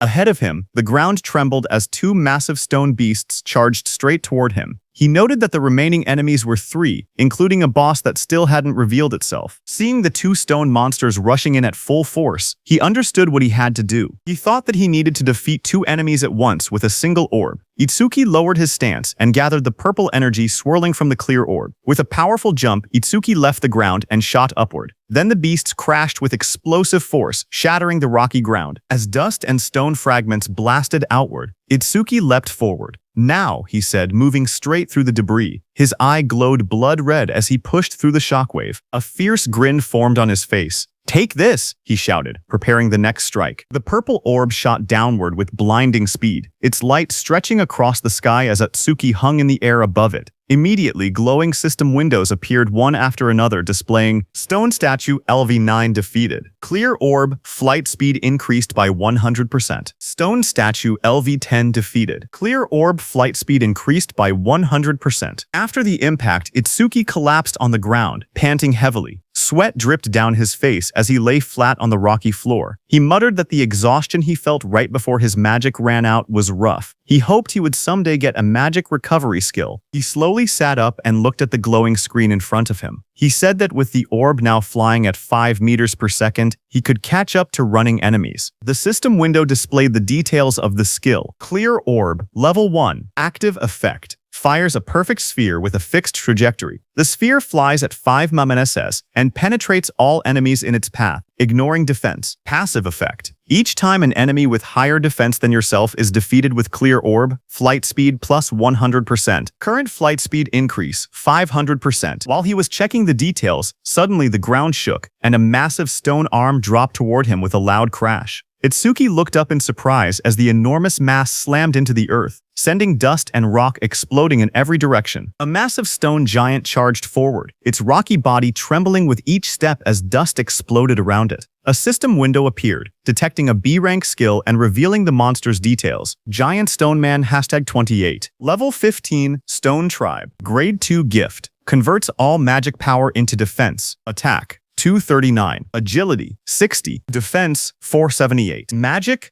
0. Total 777. Itsuki looked up at the towering creature and gasped that it was huge. Lightning wrapped around his body as another window announced, Thunderbreaker activated. Agility plus 50%. Crackling with blue electricity, he sprinted toward the giant. As he dashed below the monster's massive frame, he wondered if he could defeat it with a single clear orb hit. He looked up at the stone giant's head and thought that maybe aiming for the head would work. Lightning trailed behind him as he climbed the monster's rocky body. He spotted a moment of opportunity and shot a clear orb at the monster's head. However, Itsuki soon realized something troubling. He told himself the orb was too small, and even if it penetrated, it wouldn't deal much damage. The massive stone giant swung its enormous arm, and the impact sent wind blasting through the air. Itsuki leaped upward, light and energy swirling around him as he tried to avoid the attack. His eyes widened when he realized he was stuck in the air. He clenched his teeth and thought that this was bad. He couldn't dodge while mid-air. A system window appeared as dark spikes wrapped around his arm. Black wall activated just as the giant's blow landed. Itsuki smashed into the rocks with a violent explosion, kicking up dust and debris across the rocky ground.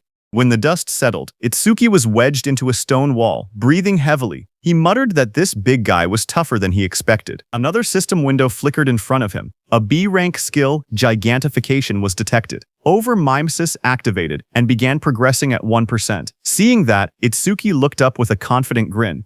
Realizing the monster grew huge because of a skill, he said this would be easy. With one hand, he grabbed onto the giant's stone body and prepared for his next move. Meanwhile, outside, one of Kinoshita Reiji's men got the news of what had happened to Oga and froze in shock. Sweat rolled down his face as he shouted, "What?" Behind him, Kinoshita Reiji, dressed in a golden vest, sat calmly. He narrowed his eyes and warned his man not to make noise in front of him. The suit-wearing man bowed his head and apologized, saying it was just so unexpected. Kinoshita asked him what had happened. The man reported urgently that someone had defeated Oga and forced their way into the stage. Hearing that, Kinoshita clenched his teeth and broke the wine glass in his hand. He questioned what Oga was even doing.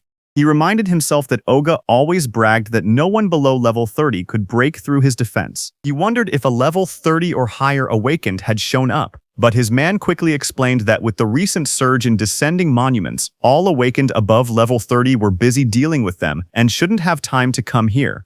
He added that challengers at the Flaming Rock execution ground were mostly level 10 rookies. Hearing that, Kinoshita shouted that there was no way a level 10 could beat Oga. His guard behind him looked down with a serious expression and said that if he was given some time, he would gather detailed information. Kinoshita adjusted his vest and tie and said that gathering information was unnecessary. Even if the opponent was level 30, he himself was already here. He mentioned that the Flaming Rock execution ground was known for its stubborn disaster beasts that slowed down challengers.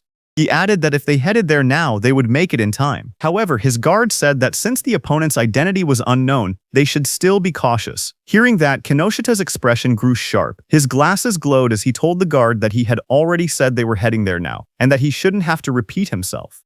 The guard stiffened, sweating nervously, and replied with a quiet, "Yes." Kinoshita then threw his arm upward confidently and declared that he would make them regret opposing the Kinoshita family. At the same time, in the dungeon, blue energy lotus surged around Itsuki. A glowing screen appeared behind him, showing 100%. Seeing that, Itsuki smirked and said that he no longer had to run around like a mouse anymore.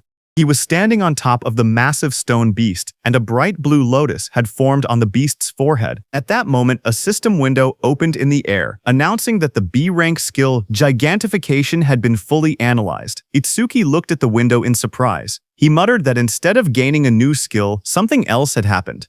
He realized that Clear Orb had leveled up to level 2, and he checked for new effects. Another set of windows appeared, explaining the changes. Clear Orb, level 2, now fires a perfect sphere at 5 meters per second, piercing all enemies while ignoring defense. New effect. After activation, the orb's size can now be adjusted by consuming additional magic power. Passive effect. Each time an enemy with higher defense than your own is defeated using Clear Orb, flight speed increases by 200%. Current accumulated speed boost, 500%. Itsuki stared at the window, shocked that the passive effect had risen from 100% to 200%. More importantly, he was excited that he could now control the size of the orb with magic. Power surged around him as the blue energy lotus opened. Itsuki said he wanted to try the new ability immediately, and glowing energy surrounded his body. Another window appeared, confirming the upgrade. Clear Orb level 2 acquired. All stats plus 20. All debuffs removed. Injuries fully healed. A second window showed his new status. Attack went from 260 to 280, agility from 260 to 280, defense from 260 to 280, magic from 260 to 280, and total stats from 1040 to 1120. Itsuki then jumped above the massive stone beast, and a massive dark glowing flower appeared beside him, pulsing with power. He thought to himself that it was consuming all his magic to create the maximum orb it could produce right now. The stone beast glared up at him with bright yellow eyes as cracks of energy spread across its body. Itsuki shouted, telling the stone beast to take the biggest clear orb. The giant flower opened like petals and released a powerful clear orb. The massive orb shot downward and struck the stone beast, blasting through its body as Itsuki unleashed the attack with full force. After landing the blow, Itsuki lowered his hand and smiled. He joked to himself, asking if he had pushed it a bit too far. A small window beside him showed that his magic had dropped to 0 out of 280. As the stone man was destroyed, a system window appeared, announcing that the giant stone man, level 15, had been defeated, and the clear orb's flight speed had increased by 200%. Amid the collapsing stone debris, Itsuki looked at the destruction around him. He realized that the orb he created by consuming all his magic had grown this huge. He examined its power calmly. The orb's flight speed had reached 7 meters per second. He thought to himself that if he cleared this stage 2 more times, it would become as fast as a car. Just then, a new system panel displayed the skill information. Clear orb, level 2, active effect. Fires a perfect sphere on a fixed path. The sphere travels at 7 memotas and penetrates all enemies, ignoring their defense. After activation, the orb's size can be adjusted by spending more magic. Passive effect. Each time he defeats an enemy with higher defense than his own using Clear Orb, the orb's flight speed increases by plus 200%. The current total increase had reached 700%. Itsuki held a glowing green crystal in his hand while reading the information. He admitted that he had ignored passive effects until now, but now saw how useful they actually were. Dust settled around him as he walked forward. He then thought about another passive skill. Lotus Burst's passive expanded the range of all skills. That meant Clear Orb's range should also increase along with it. He then checked Lotus Burst's passive effect. Each time Lotus Burst defeats a living creature of level 1 or higher, the range of all skills increases by plus 1%. Seeing this, Itsuki smiled slightly as he looked at the system panel floating beside him. Itsuki imagined and thought to himself that if he kept increasing Lotus Burst's passive effect, he could eventually defeat disaster beasts from thousands or even tens of thousands of meters away. Then, outside, a bright green display screen lit up. It showed the result of the challenge. The challenge was successful. The stage level was 15. The challenger was Tenma Itsuki. The time used was 3 minutes and 1 second. The stage clear record was updated. Seeing that, the crowded group reacted immediately. One man shouted in disbelief, saying that 3 minutes and 1 second was impossible. Another said that even a 5-person party needed more than 10 minutes. Someone else wondered if Itsuki had defeated all the disaster beasts in a single hit. Another person pointed out that he had even broken Tiwajin's 3-minute 19-second record and asked what kind of monster he was. They all turned as someone announced that he was coming out. More voices followed. One person questioned why he was still level 0 and wondered if the clear notification was a bug. They looked at him and said he wasn't even injured, only a little dirty, so they didn't believe he had cleared it at all. Choha, in armor, stepped forward with a smile as a green butterfly flew around her. She was happy that he had cleared the stage unscathed again, and he had broken Jin's record again. She admitted that he always managed to surprise her. Shoha then adjusted her glasses and, with a restrained tone, admitted that the challenge had ended unexpectedly quickly. Itsuki answered casually. He said the disaster beasts inside were weak against defense, so he had taken them down easily. The glowing butterfly hovered in front of Itsuki. He looked at it with surprise and asked what it was. Cho explained calmly. She said that her job was a Shikigami user, and the glowing butterfly was her Shikigami. Itsuki watched the butterfly flutter near his hand. He softly repeated its name, Tamacho, and admitted that this was his first time seeing a Shikigami. To him, it looked beautiful. Curious, he asked Choha what kinds of awakened jobs existed. His question startled her, and she asked why he didn't know something so basic. She then began explaining. Jobs, she said, were divided into 4 major types. According to her, he should have already encountered 3 of them by now. She raised her hand and continued her explanation. The first type she mentioned was Elementalist. Elementalists controlled 7 elements: fire, water, wood, metal, earth, wind, and lightning. She said elementalists had the largest population among awakened jobs and also possessed the highest minimum combat capability. She then explained that his classmate, who used electricity attacks, and also the Oga muscular, iron-skinned man from earlier, belonged to that same type. She then introduced the second type, Shikigami user. She explained that Shikigami users could summon Shikigami that obeyed only their master. A blue system window appeared beside the butterfly, displaying that it was Tamachu B rank, level 15. ITS skill is undisclosed. Stata is undisclosed.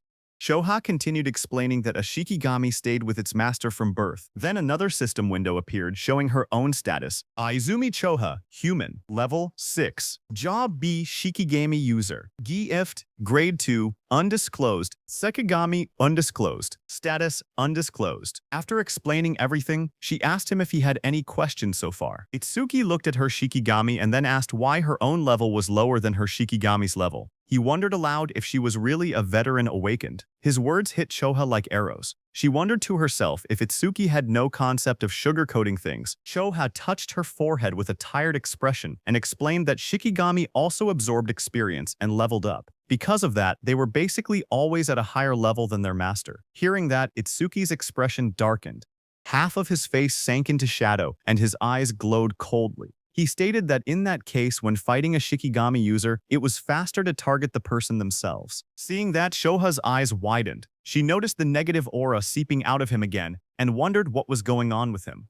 Itsuki then looked at her calmly and asked what else there was, pointing out that she had only introduced 2 types so far. Choha straightened herself and explained that the third job was currently the most mysterious one, with the least information known about it. She pointed at Itsuki and told him that his job was Order Breaker. Itsuki listened quietly as she continued explaining. She said the reason this job was mysterious was because every Order Breaker possessed different abilities, like the Blue Lotus Flower ability he had shown earlier. She then explained that there were Order Breakers who could change the size of their bodies at will, others who could create infinite clones, and even some who could stretch their bodies freely like rubber. Next, she compared Order Breakers to regular awakened jobs. She explained that normal jobs had skills divided into 4 ranks, C, B, A, and S, while Order Breakers had only Z-rank skills, abilities that stood completely outside that ranking system. Choha said that Order Breakers were treated differently because of these rare exclusive skills. She warned that if an Order Breaker's abilities became known to their enemies, they would lose their greatest advantage. That was why her father had scolded her earlier when she tried asking about his skills. She looked at him seriously and added that he was an irregular existence even among Order Breakers. From what she had observed, he could already use at least 3 different skills, and 2 of those skills were normally only possible for elementalists. Hearing her words, Itsuki looked uneasy as he realized the teacher wasn't there. He thought to himself that he would be in trouble if Choha continued talking about him. Itsuki then asked her about the last job, adding that he had never seen it before. When Choha heard Itsuki asking about the last job, she kept a calm expression and told him she would only explain it after he actually saw it. She added that this was his punishment for never telling her anything about himself.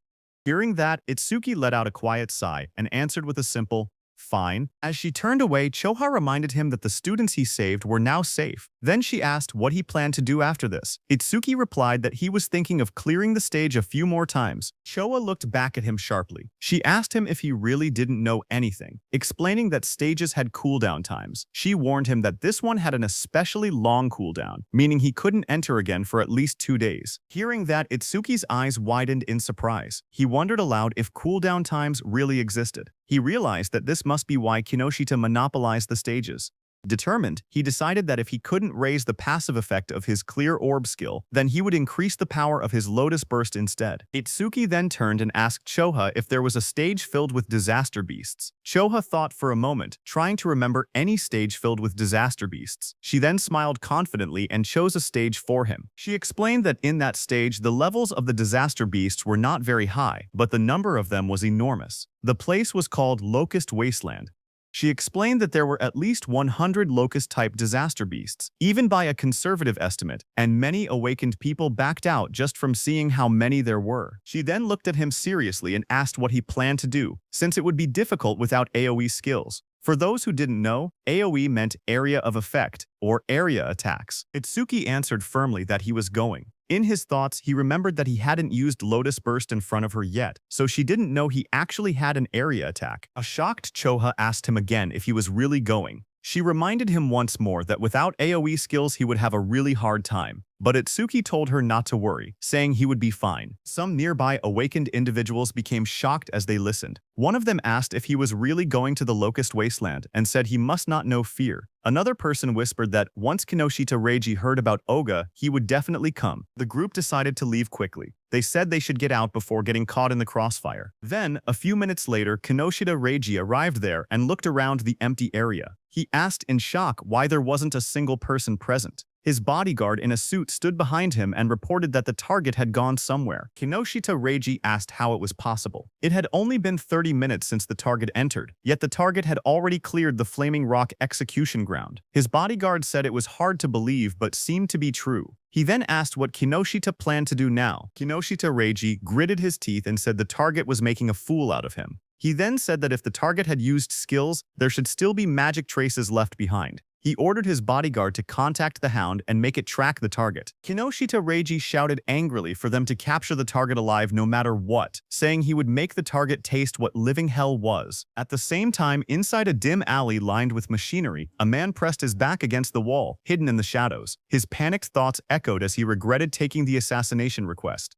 He muttered to himself that he never knew Kinoshita Reiji had such a strong subordinate, and cursed himself for accepting the job. That same man slumped to the ground, exhausted and trembling. He breathed heavily and admitted that, without his earth escape technique, he would have been killed. Sweat dripped down his face as he caught his breath. He slowly peeked around a corner, whispering that he should be safe now that he had gotten this far. His eyes widened with fear as he carefully watched his surroundings. Suddenly, a massive beast lunged toward him with its jaws wide open. The monster's sharp teeth and glowing red eyes filled his vision as it attacked. Before he could react, the creature pinned him to the ground. He choked as its fangs pressed against him. A voice spoke nearby, calm but cold. The speaker approached and looked down at the scene. He ordered the beast, called Death, to loosen its grip, saying the man seemed to have something to say. The giant wolf-like creature eased up slightly as the man lay helpless beneath it. The wounded man lay on the ground with blood on his face. With fear in his trembling voice, he asked how they had managed to find him. In front of him, the long-haired man in the coat explained calmly. He said that their beast, Death, had a sharp sense of smell. The creature could sense the scent of death coming from people like him. That man was the hound Kinoshita Reiji had been talking about. His name was Charles. He stepped forward, tipping his hat as he walked. He said that Death could smell the death they were giving off. Filled with terror, the injured man begged for his life. He cried and pleaded for them not to kill him. Charles looked down at him with a cold smile. He said that the request was difficult because Mr. Kinoshita would get angry. He added that Death had not eaten human flesh in a long time. Then Charles' eyes glowed red. He gave a sharp command, telling Death that it was mealtime. The massive black wolf lunged forward with its jaws wide open, fangs bared as it roared fiercely. A moment later, it ate the man. The wolf stood beside the long-haired man in a trench coat. The man looked at it calmly and said that it had finally leveled up. A glowing blue panel appeared, showing the creature's details. Death Hound, B rank, level 16. Skill, Death Smell, C rank. Detects all magic traces in an area and identifies the magic source. Second skill, Respawn Desire, B rank. After the Shikigami dies, its respawn time is greatly reduced. Status, Attack 250, Agility 250, Defense 150, Magic 150. Just then, the man's phone began vibrating. He glanced at the screen and answered the call. He told the person on the other side that he had finished things there. As he listened, his expression changed. He asked if Oga had been badly injured. He wondered aloud if someone had struck that stubborn Oga's weak point. Finally, he replied that he understood and said he was on his way. He ended the call and turned back toward the wolf. With a small gesture, he told it that a new prey had appeared and ordered it to move. Sometime later, in a bright golden field labeled as the Locust Wasteland, a dome-shaped building stood in the distance. Itsuki and Choha approached it along a narrow dirt path. Itsuki looked at the structure and asked softly, "Here?" He stared across the endless wheat fields and wondered aloud if there were really that many locusts in a place that looked so quiet and peaceful. Walking beside him, Choha explained calmly. She said that disaster beasts always chose environments that suited them when invading this world. Because of that, predicting the type of beast based on the surrounding terrain was an important skill for awakened individuals. Hearing that, Itsuki nodded. As they moved closer, he noticed there wasn't even a reception desk. Choha touched her forehead and explained that the danger level of this stage was extremely high, so high that it had already reached the point of a dismantlement resolution. Confused, Itsuki compared it to the Flaming Rock execution ground, noting that this stage was actually below level 13. He asked why such a drastic decision was made. Choha replied that in normal stages, people could still escape if they couldn't win. But here, the disaster beasts were unnaturally aggressive and appeared in overwhelming numbers. As they studied the stage's environment, Choha explained the danger. She said that if an awakened person let their guard down even a little, they would quickly be surrounded by countless locusts. She continued, saying that anyone caught like that would be devoured completely, down to the marrow of their bones. Hearing all of this, Itsuki only smirked. He said that it was perfect if there were really so many disaster beasts here. His excitement made Choa stare at him in disbelief. She asked if he was in a rush to die. He calmly replied that he wasn't desperate enough to die by being eaten by bugs. Moments later, he stepped toward the entrance of the glowing stage gate. Choa watched him, noting from his attitude that he seemed confident enough. She reminded herself that he had entered this stage by his own choice, and she had already given him all the advice she could. With a quiet sigh, she accepted the situation. If something happened inside, it would be entirely his own responsibility. But Choha suddenly froze as worry washed over her face. She wondered what she should do. She realized she had forgotten to tell Itsuki an important detail. Locusts inside the stage would continue spawning endlessly unless the boss was defeated. Panic rose as she decided she had to enter the stage and warn him herself. But suddenly, she heard some noise from behind. Just as she turned, her expression stiffened. Someone had appeared behind her. She saw a tall man wearing a hat, with glowing red eyes, standing beside a giant hound. The man looked at her and spoke with a cold smile, saying he was looking for someone. On the other hand, inside the stage, Itsuki stepped across a ruined field. Dirt and trampled crops surrounded him. He looked around and muttered that it was a mess. Then he clapped his hands together lightly and smiled with confidence.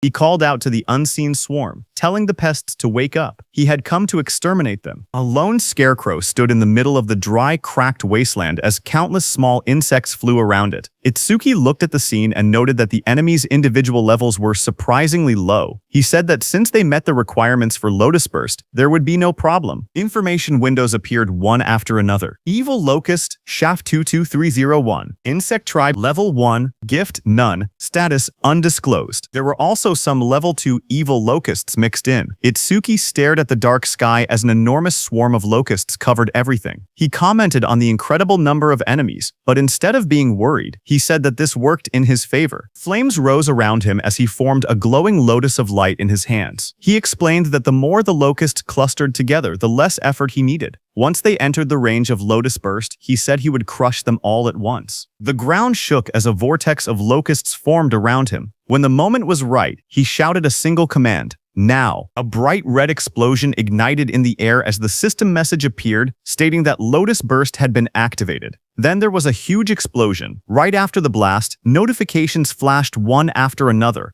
Each one reported that an evil locust had been defeated by Lotus Burst, increasing all of the user's skill ranges by 1%. More messages followed, showing both Level 1 and Level 2 locusts being wiped out instantly. When the smoke cleared, Itsuki stood calmly in the middle of the scorched ground. Sparks drifted around him while charred insect bodies lay scattered at his feet. Another notification floated beside him, confirming the defeat of a Level 2 locust and awarding another 1% increase. New windows opened, explaining Lotus Burst's abilities.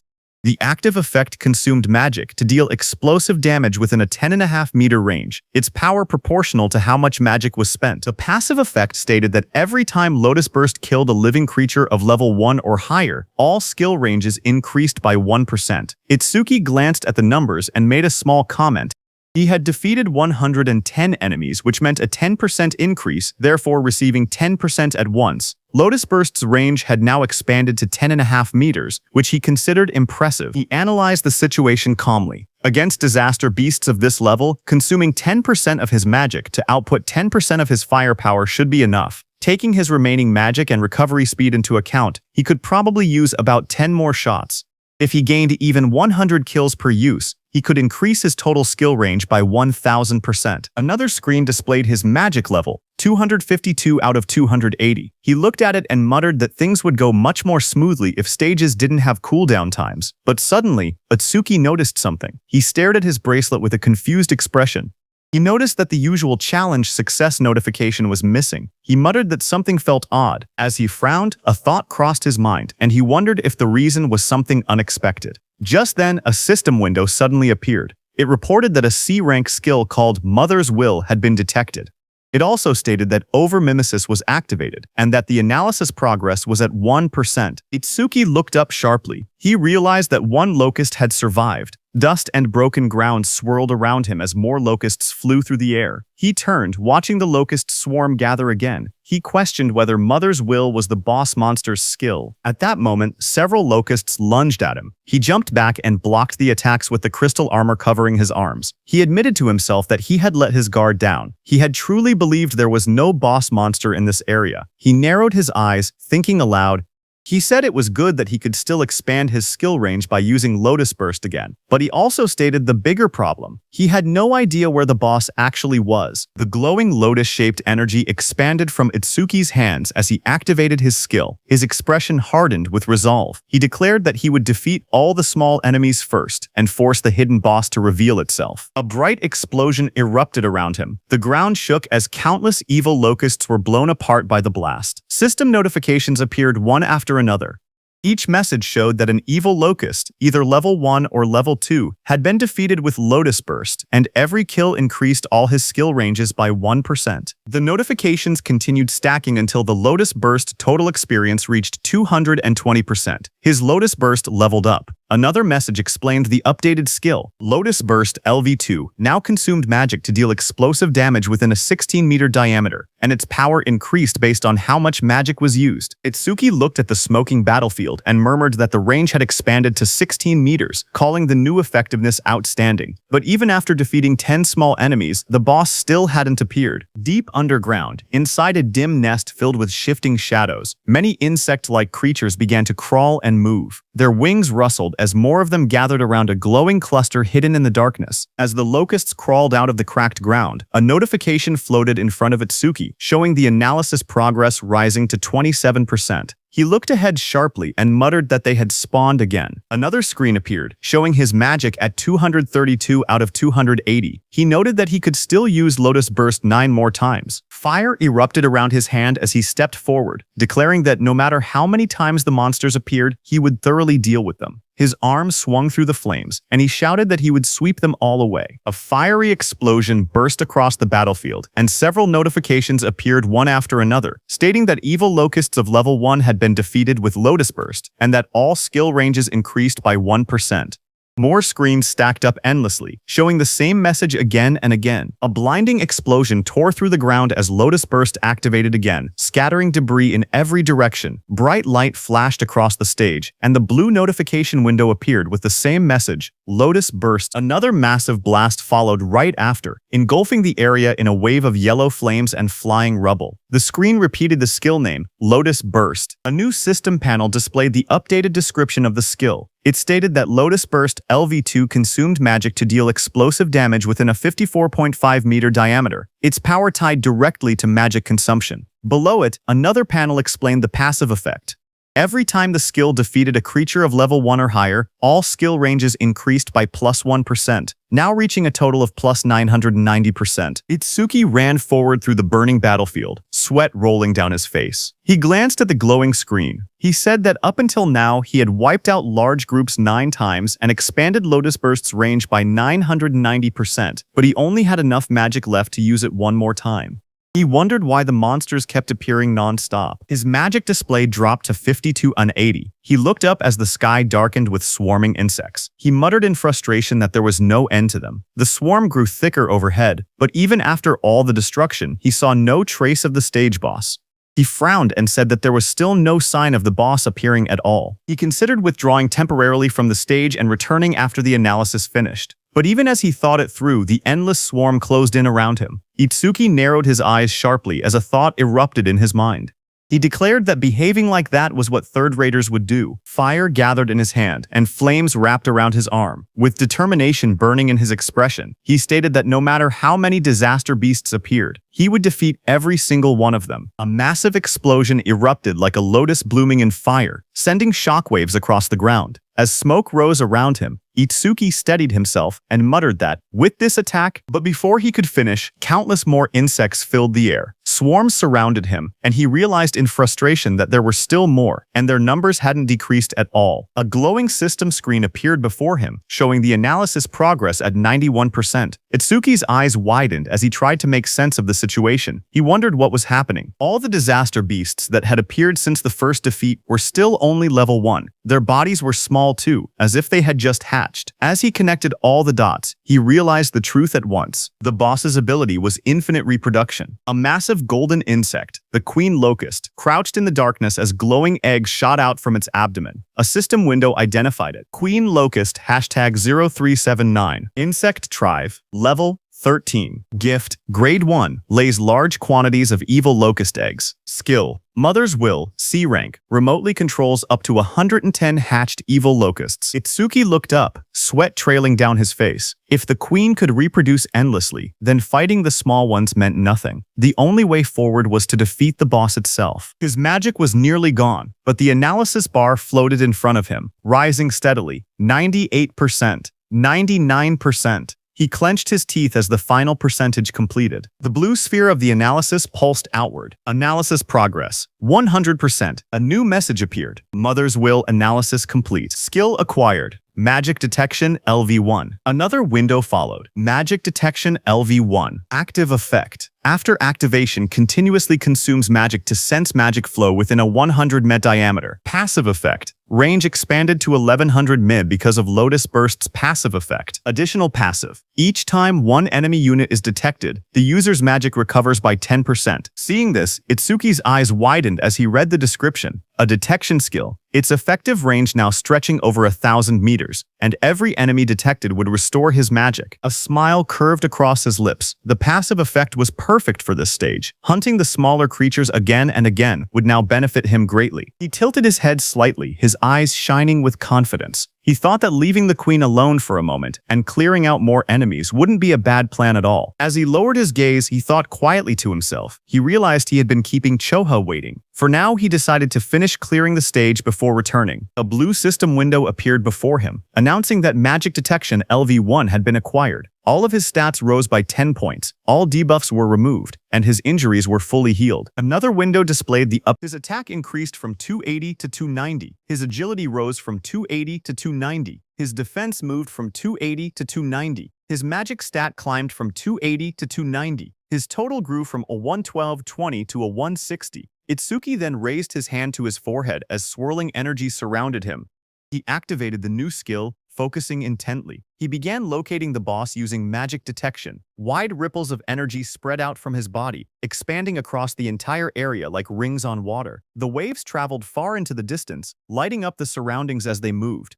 Down below, the massive golden insect boss lifted its head, its yellow eyes glowing as the waves passed over it. Itsuki's eyes suddenly sharpened. In the next instant, he spotted the reaction in the distance.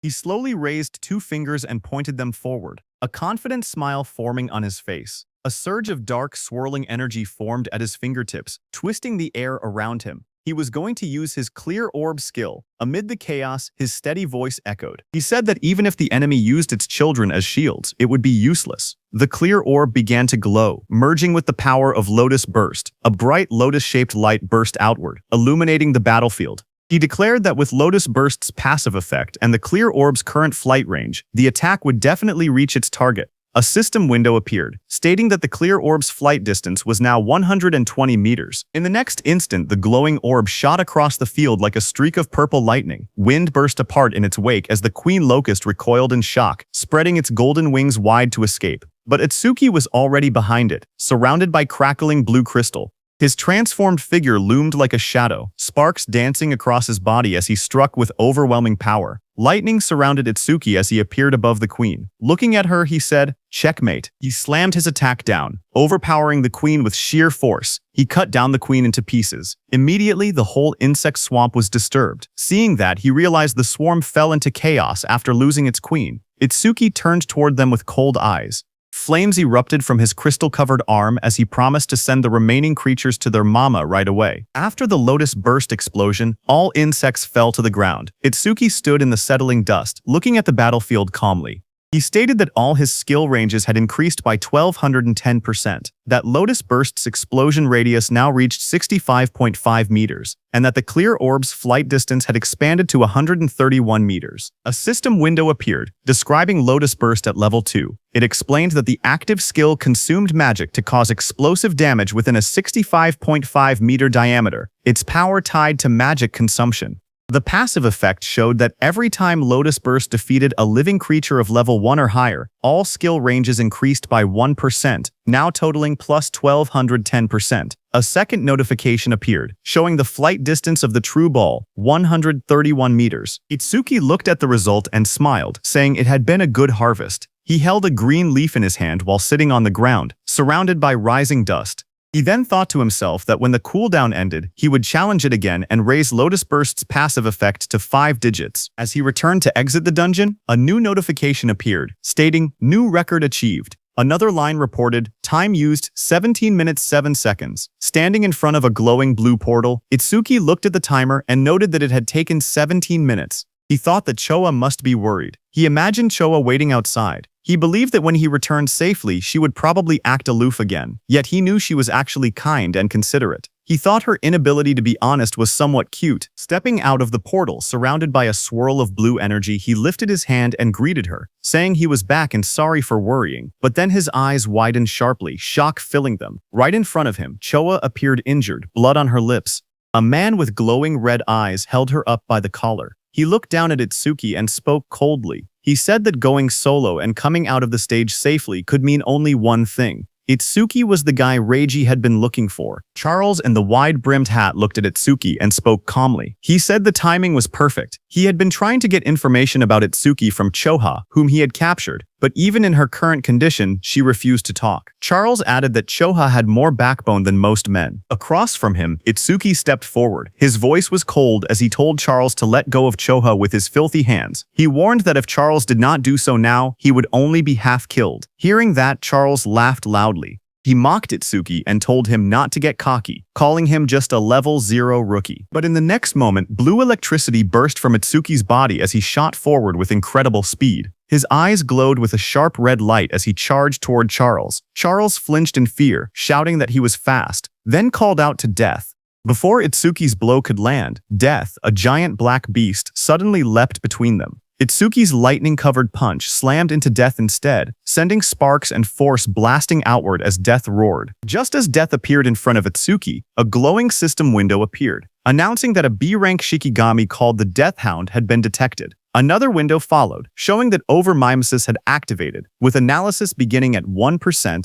When Itsuki saw the notification, he realized the truth. This dog was a Shikigami, which meant the man wearing the hat was its user. The analysis window continued to rise, reaching 12%. Charles narrowed his eyes as he watched Itsuki move. He noted that there were no wasted movements and that his opponent's speed was extremely high. He understood now why Oga had lost. Oga likely did not even have enough time to metalize before being defeated. But Charles showed no fear. He grinned and declared that he had Death and a hostage. Behind him, Choa struggled weakly in his grasp. Hearing this, Itsuki shouted her name, his expression tightening in alarm. Itsuki, who stood firm and was holding Death's snout with one hand, got distracted. Death broke free from his grip and roared, baring its sharp teeth as it lunged. The monster's glowing red eyes locked onto him. Charles smirked as he spoke. He said that Death's bite force could crush any enemy with a defense lower than 30. At best, he said, Itsuki would get his arm bitten off. But the next second, Charles's expression suddenly froze. His eyes widened in shock as he looked ahead. In front of him, black spikes grew around Itsuki's body, blocking the beast's bite. Immediately, Itsuki used his Lotus Orb skill, aiming at Death. With a violent burst of energy, the Lotus Orb was released from Itsuki's hand and hit Death directly in the head.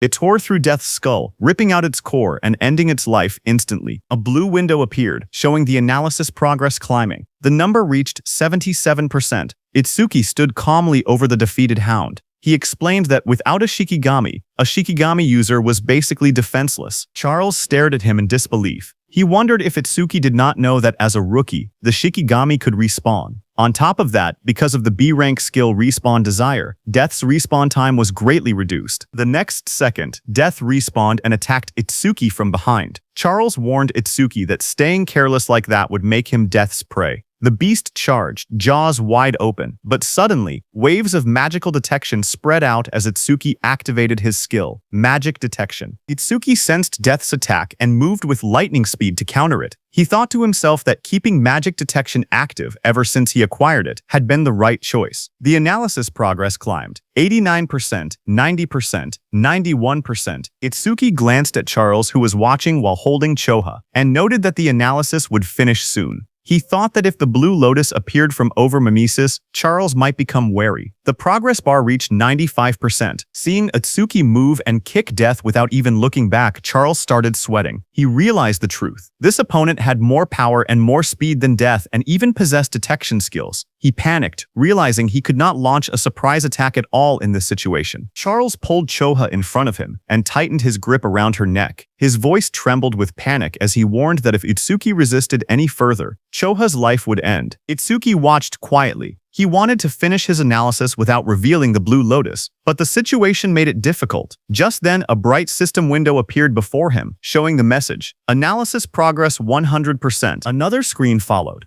Death Eater analysis complete. Shikigami Eater has been acquired. It explained the active effect. By directly touching a Shikigami, he could take ownership of the opponent's Shikigami. Itsuki looked at the result and realized he could even control whether the Blue Lotus appeared, because the analysis had completed without revealing it. More system messages appeared. Shikigami Eater, LV2, acquired. All stats increased by 20. Then a system notice explained that because Over-Mimesis had activated incompletely, debuff removal and full recovery had failed. Itsuki's updated status flashed. Attack, agility, defense, and magic increased from 290 to 310, and his total stat points increased from 1060 to 1240.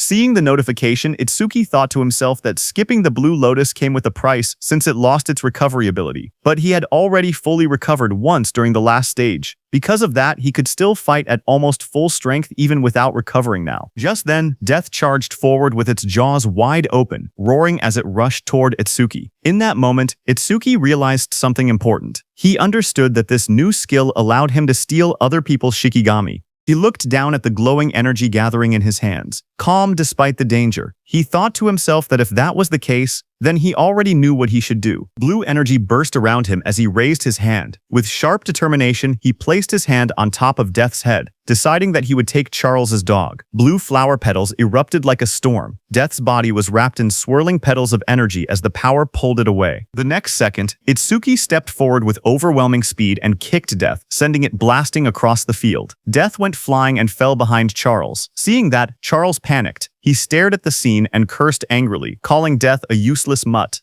He shouted in frustration, demanding to know what he had fed it all that experience for. Charles tightened his grip on the injured Choha and shouted in rage. He warned that if Itsuki resisted any further, he would snap her neck. Choha, battered and barely conscious, forced her eyes open. With a trembling voice, she told Itsuki not to worry about her. Across from them, Itsuki slowly raised both his hands in surrender. He called out, telling Charles not to touch her. Seeing that, Charles smirked coldly. He said that if Itsuki had been obedient from the beginning, Choha wouldn't have had to suffer like this. Itsuki glared at Charles and asked why he was being targeted, saying he didn't remember doing anything to earn such a grudge. Hearing that, Charles sneered, accusing him of still trying to probe for information. He then explained that it didn't matter because Itsuki would meet him soon anyway. He told Itsuki that Kinoshita Reiji was furious that Itsuki had entered a North District 4 stage without permission. He introduced himself, saying he was Charles the Hound, sent under Reiji's orders to capture him. Hearing that name again, Itsuki muttered that he needed to meet Kinoshita directly and talk things out. Charles grinned and said that Itsuki would meet him soon, but only in a battered body. He then announced that Death would bite off his legs next and warned that if Itsuki wanted Choha to stay alive, he was forbidden from using that strange ice again.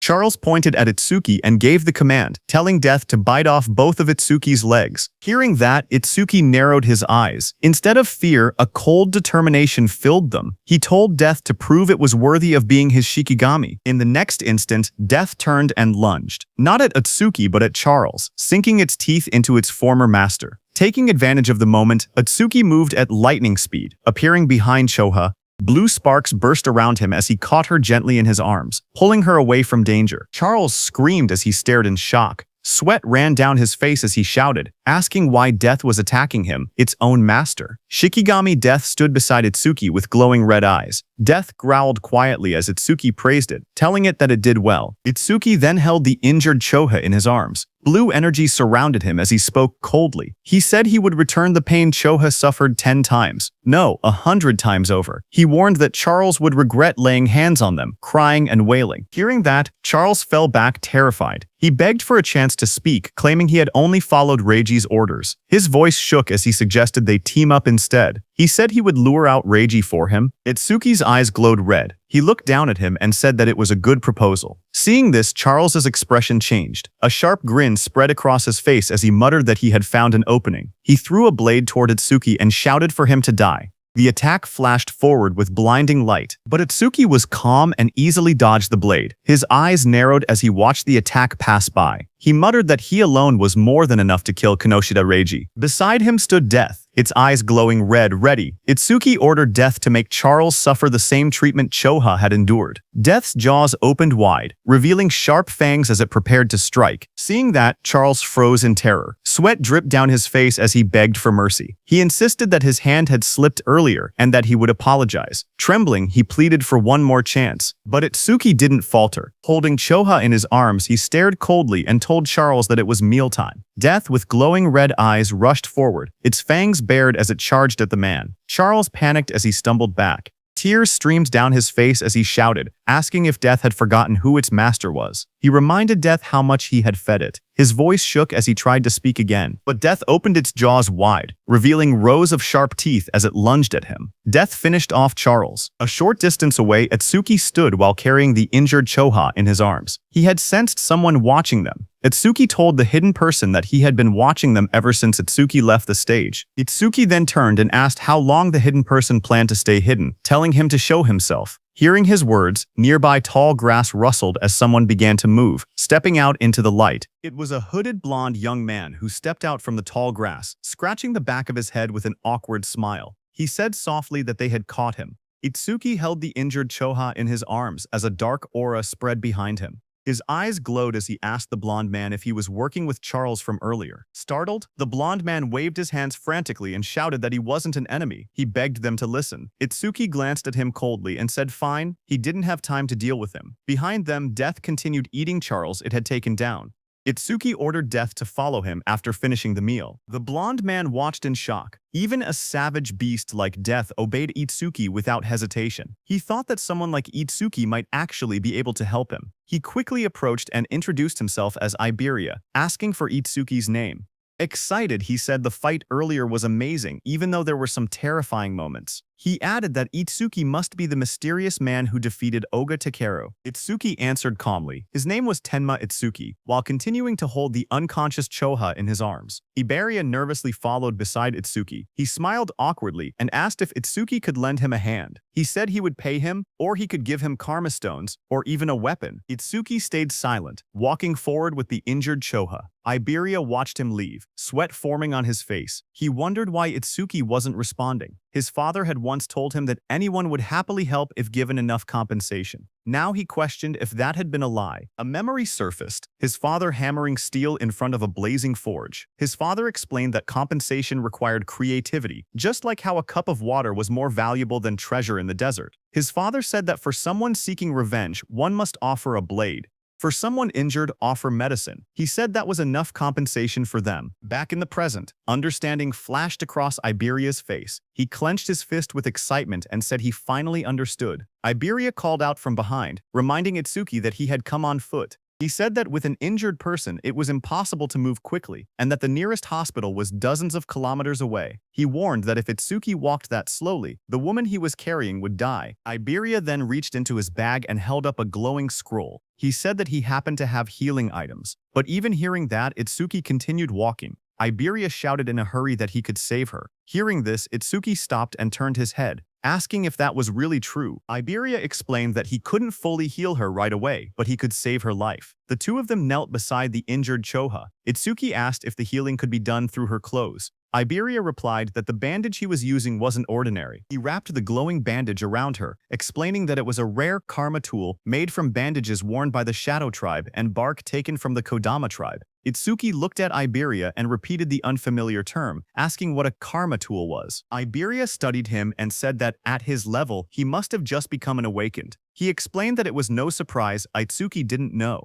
Iberia explained that modern weapons didn't work on disaster beasts. Guns were useless against them, so firearms couldn't be used in real combat. However, crafters were able to forge special anti-disaster beast items known as karma tools, created from monument materials and the body parts of disaster beasts. He said that karma tools were divided into 4 ranks depending on the crafter's skill and the materials used. The 4 ranks were normal, rare, epic, and unique. Iberia then explained using a simple longsword as an example. Normal karma tools weren't much different from regular weapons, except they were capable of damaging disaster beasts and awakened beings. The sword was labeled an ordinary longsword. The next weapon was the ocean sword, rare, which increased agility and magic. Iberia said that rare karma tools boosted their owner's stats. The third weapon was the blood sword, epic, which increased attack power and absorbed blood to raise the blade's temperature and reduce an enemy's self-healing by half. Iberia explained that epic karma tools not only boosted stats, but also possessed special effects. Iberia continued by explaining the final rank of karma tools, which was the holy sword, unique. It granted increased attack and agility. Its unique effect allowed the user to obtain the inexhaustible magic sealed inside it, enabling infinite magic usage. Iberia said that the ultimate goal for every crafter was to create a unique karma tool, weapons with massive stat boosts, and powerful one-of-a-kind effects. Iberia went on to explain that crafters themselves didn't have much combat power, and there were very few of them. But because they could forge karma tools, all awakened people respected them. Hearing that, Itsuki asked Iberia if his father was a crafter. Iberia smiled and replied that his father wasn't just any crafter. He explained that countless crafters couldn't create a unique karma tool even once in their entire lives. Across the 5 continents, there were only 10 crafters who had achieved that level. Then he proudly added that 3 of those 10 unique tools were made by his father. That was why everyone called his father the Crafter King of the Northern Continent. Saying that, Iberia grinned proudly. Finally, he turned and saw that Itsuki wasn't even looking at him. He got angry and shouted, asking Itsuki if he was even listening. He complained loudly that he was explaining everything kindly while Itsuki was being rude. He shouted at him not to ignore him, but Itsuki didn't respond. Instead, he quietly examined the crossbow in his hands and said that it was the same crossbow Charles had been using. Iberia was shocked, seeing that even after hearing about his father, Itsuki didn't look surprised at all.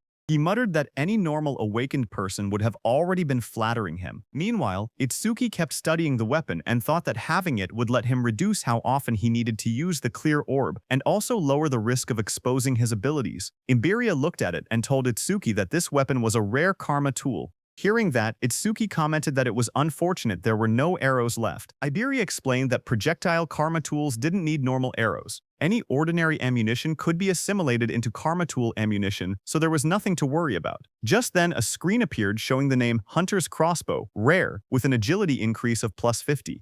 Then the crossbow vanished. Itsuki looked surprised and asked why it disappeared. Iberia told him that this was another feature of karma tools. Once a karma tool linked with its owner, it would be stored away and reappear whenever the owner wished to use it. Hearing that, Itsuki said it was convenient. He thanked Iberia for the treatment and told him to let him know if he ever needed help. He added that once he finished his own business, he needed to go find Kinoshita Reiji. Hearing that name, Iberia reacted and said he thought he had misheard earlier. He said Itsuki must be incredibly bold to go against someone like Kinoshita Reiji in North District 4. Hearing his words, Itsuki looked at him calmly and asked if he was also going to tell him to give up. Iberia told Itsuki that if his target was Kinoshita Reiji, then they were after the same person. Itsuki asked calmly if Iberia had angered Reiji as well. Iberia said it wasn't exactly like that, and explained that he wanted the two of them to team up for the Salvation League National Tournament preliminaries, happening the day after tomorrow. Hearing about the preliminaries, Itsuki remembered Shoha mentioning that only the top 10 would advance to the main tournament, and he had been grinding stages non-stop these past few days to prepare. Itsuki asked Iberia what the tournament preliminaries had to do with Kinoshita Reiji. Iberia explained that the preliminaries were divided by continents, and for the northern continent, the venue was located in North District 4.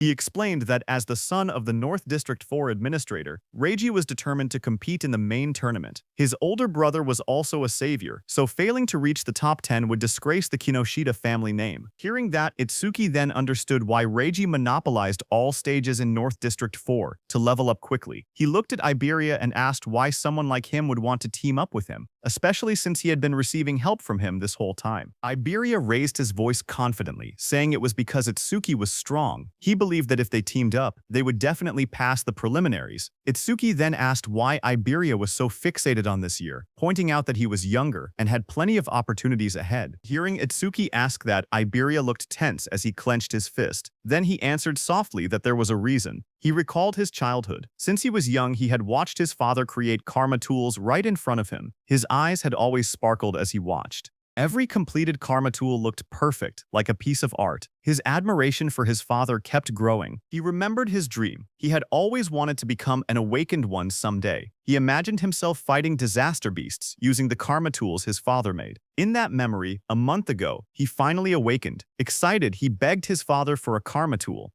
But his father refused, telling him it was too early. His father said that only saviors could use his karma tools. Iberia didn't give up. He kept begging. Finally, his father set a condition. If he passed this year's preliminaries, he would receive one. Iberia clenched his fist tightly. With determination in his eyes, he declared that this was why he had to win this year's preliminaries, no matter what. Itsuki looked at Iberia and spoke calmly. He said that with such an amazing father, Iberia should have plenty of options. There was no need for him to team up with someone like a level 0. Iberia lowered his eyes and replied that his father had thought of that too. So before he left, his father told him to pass the preliminaries with his own skills. His father warned him that if he teamed up with strong partners using his father's name, he would not receive any karma tools. Hearing that, Itsuki commented that his father seemed strict. Iberia explained further that according to his information network, most strong participants had already been bought off by Kinoshita. What remained were lone wolves who disliked teaming up, or groups with fixed members. He had no prospects for teammates. With excitement, Iberia grabbed Itsuki's hand and explained that 2 days ago he had heard news that someone had defeated Oga Takeru, one of the 4 pillars, and even broken stage records.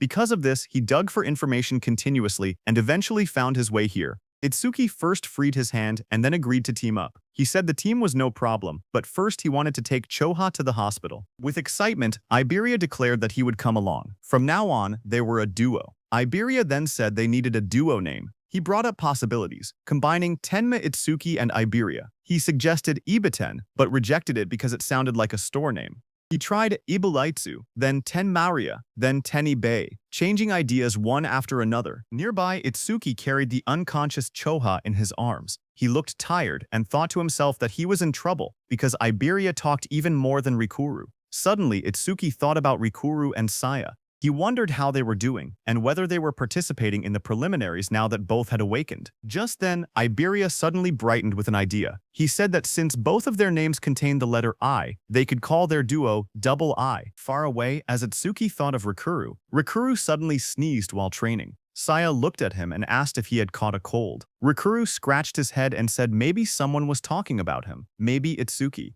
Saya lowered her gaze and quietly asked how long it had been since the attack incident. She said she never expected them to be apart for so long, and wondered if Itsuki was doing well. Rikeru looked at her strangely. He said that if she was that worried, she should have gone to see Itsuki after the disaster beasts were defeated. Saya blushed deeply and bowed her head in embarrassment. A moment later, she thrust her hands forward and released a burst of water, sending Rikeru flying back as he shouted in surprise. Rikeru shouted that attacking suddenly was unfair, but Saya quickly replied that fair or not, it was sparring practice, and he was the one who left an opening. Just then, their teacher appeared behind them. Both students straightened up in shock. Rikuru called out, "Sensei," while the teacher scolded them, reminding them that the national tournament preliminaries would start the day after tomorrow. He asked if this was really the time to fool around. Saya's eyes lit up. She said she was excited to finally fight other awakened people, because sparring only with Rikuru had become boring.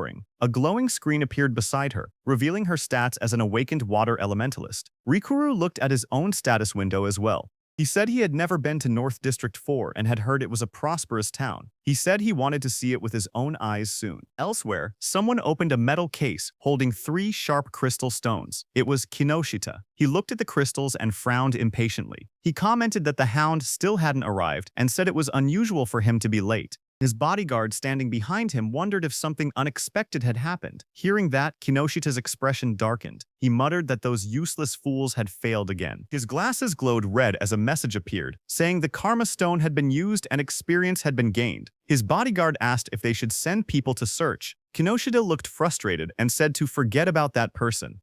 The national tournament preliminaries were the top priority now. He muttered that if he failed, his father would lock him in the confinement room again. Then he asked about the matter he had assigned his bodyguard. His bodyguard reported the results. Out of the 3,113 participants in the northern continent, he had persuaded 87 to cooperate. All of them were level 5 or above, just as ordered. Hearing that, Kinoshita smiled and said his subordinate had done well, and that he was the only one he could rely on. He then took another glowing stone. His bodyguard told him that it was the last Karma Stone. Light surrounded Kinoshita as he broke it.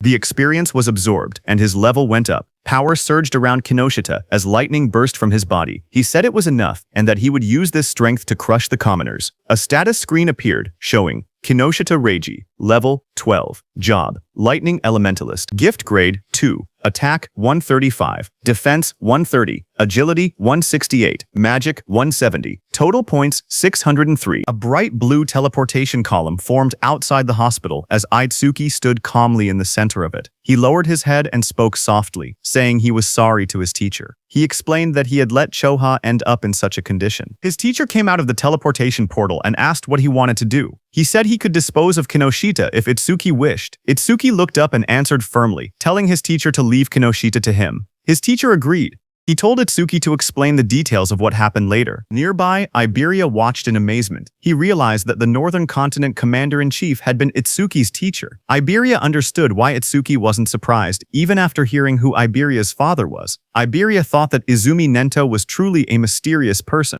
He even wondered if he should ask for his autograph later. Then, in the hospital room, Itsuki calmly explained what had happened and told his teacher that that was why he chose to participate in the Salvation League National Tournament preliminaries. His teacher said he understood and turned toward Choha, asking how she was feeling. Choha smiled softly. She said Tamachu had treated her, so she had fully recovered. A glowing green butterfly floated near her hand. She added that Iberia's rare karma tool had also helped in her healing. Hearing that, Izumi Nento looked at Iberia in surprise. He said that since Iberia possessed the rare karma tool Kodama Bandage, crafted by Aiden, he must be Aiden's son. Iberia was surprised to hear that. Realization hit him as he thought to himself that Izumi Nento knew about karma tools and even recognized his father. He reminded himself that he needed to show the dignity of the Crafter King's eldest son.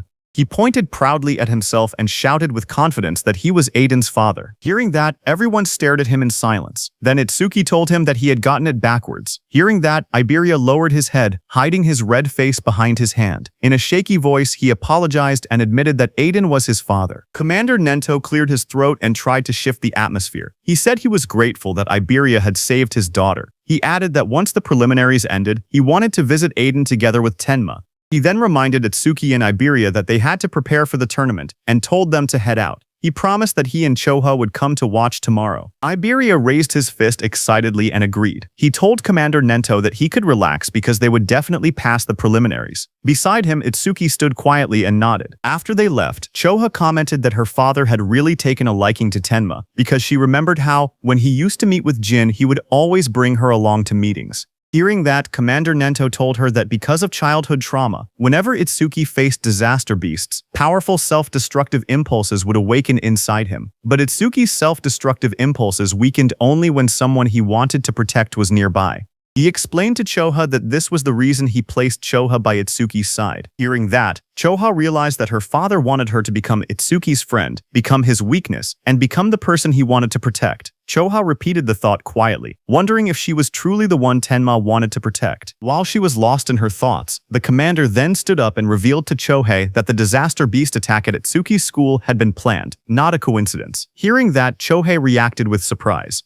Commander Nento added that more traitors were joining the disaster beasts, and that similar attacks on commanders-in-chief had happened across other continents as well. The commander turned toward a large window, his silhouette dark against the night. He said that for now humanity's future was pitch black. Then he added softly that Itsuki would surely be the one to illuminate it. His voice rang out that Itsuki would become a light of hope. Then, at the national tournament preliminary venue in North District 4, the massive circular arena sat in the middle of the wasteland. Inside, a crowd gathered. Itsuki looked around and remarked that there were more people than expected. Iberia explained that once news spread that Commander Nento would be watching, many who originally refused suddenly decided to participate. The number of contestants rose from about 3,000 to nearly 5,000. On the side, Reiji glared in frustration. He muttered that Izumi Nento had increased the number of unpredictable variables far more than expected. His subordinate tried to calm him, saying the newcomers were just last-minute riffraff who didn't have time to form teams, so Reiji's side still held the numerical advantage.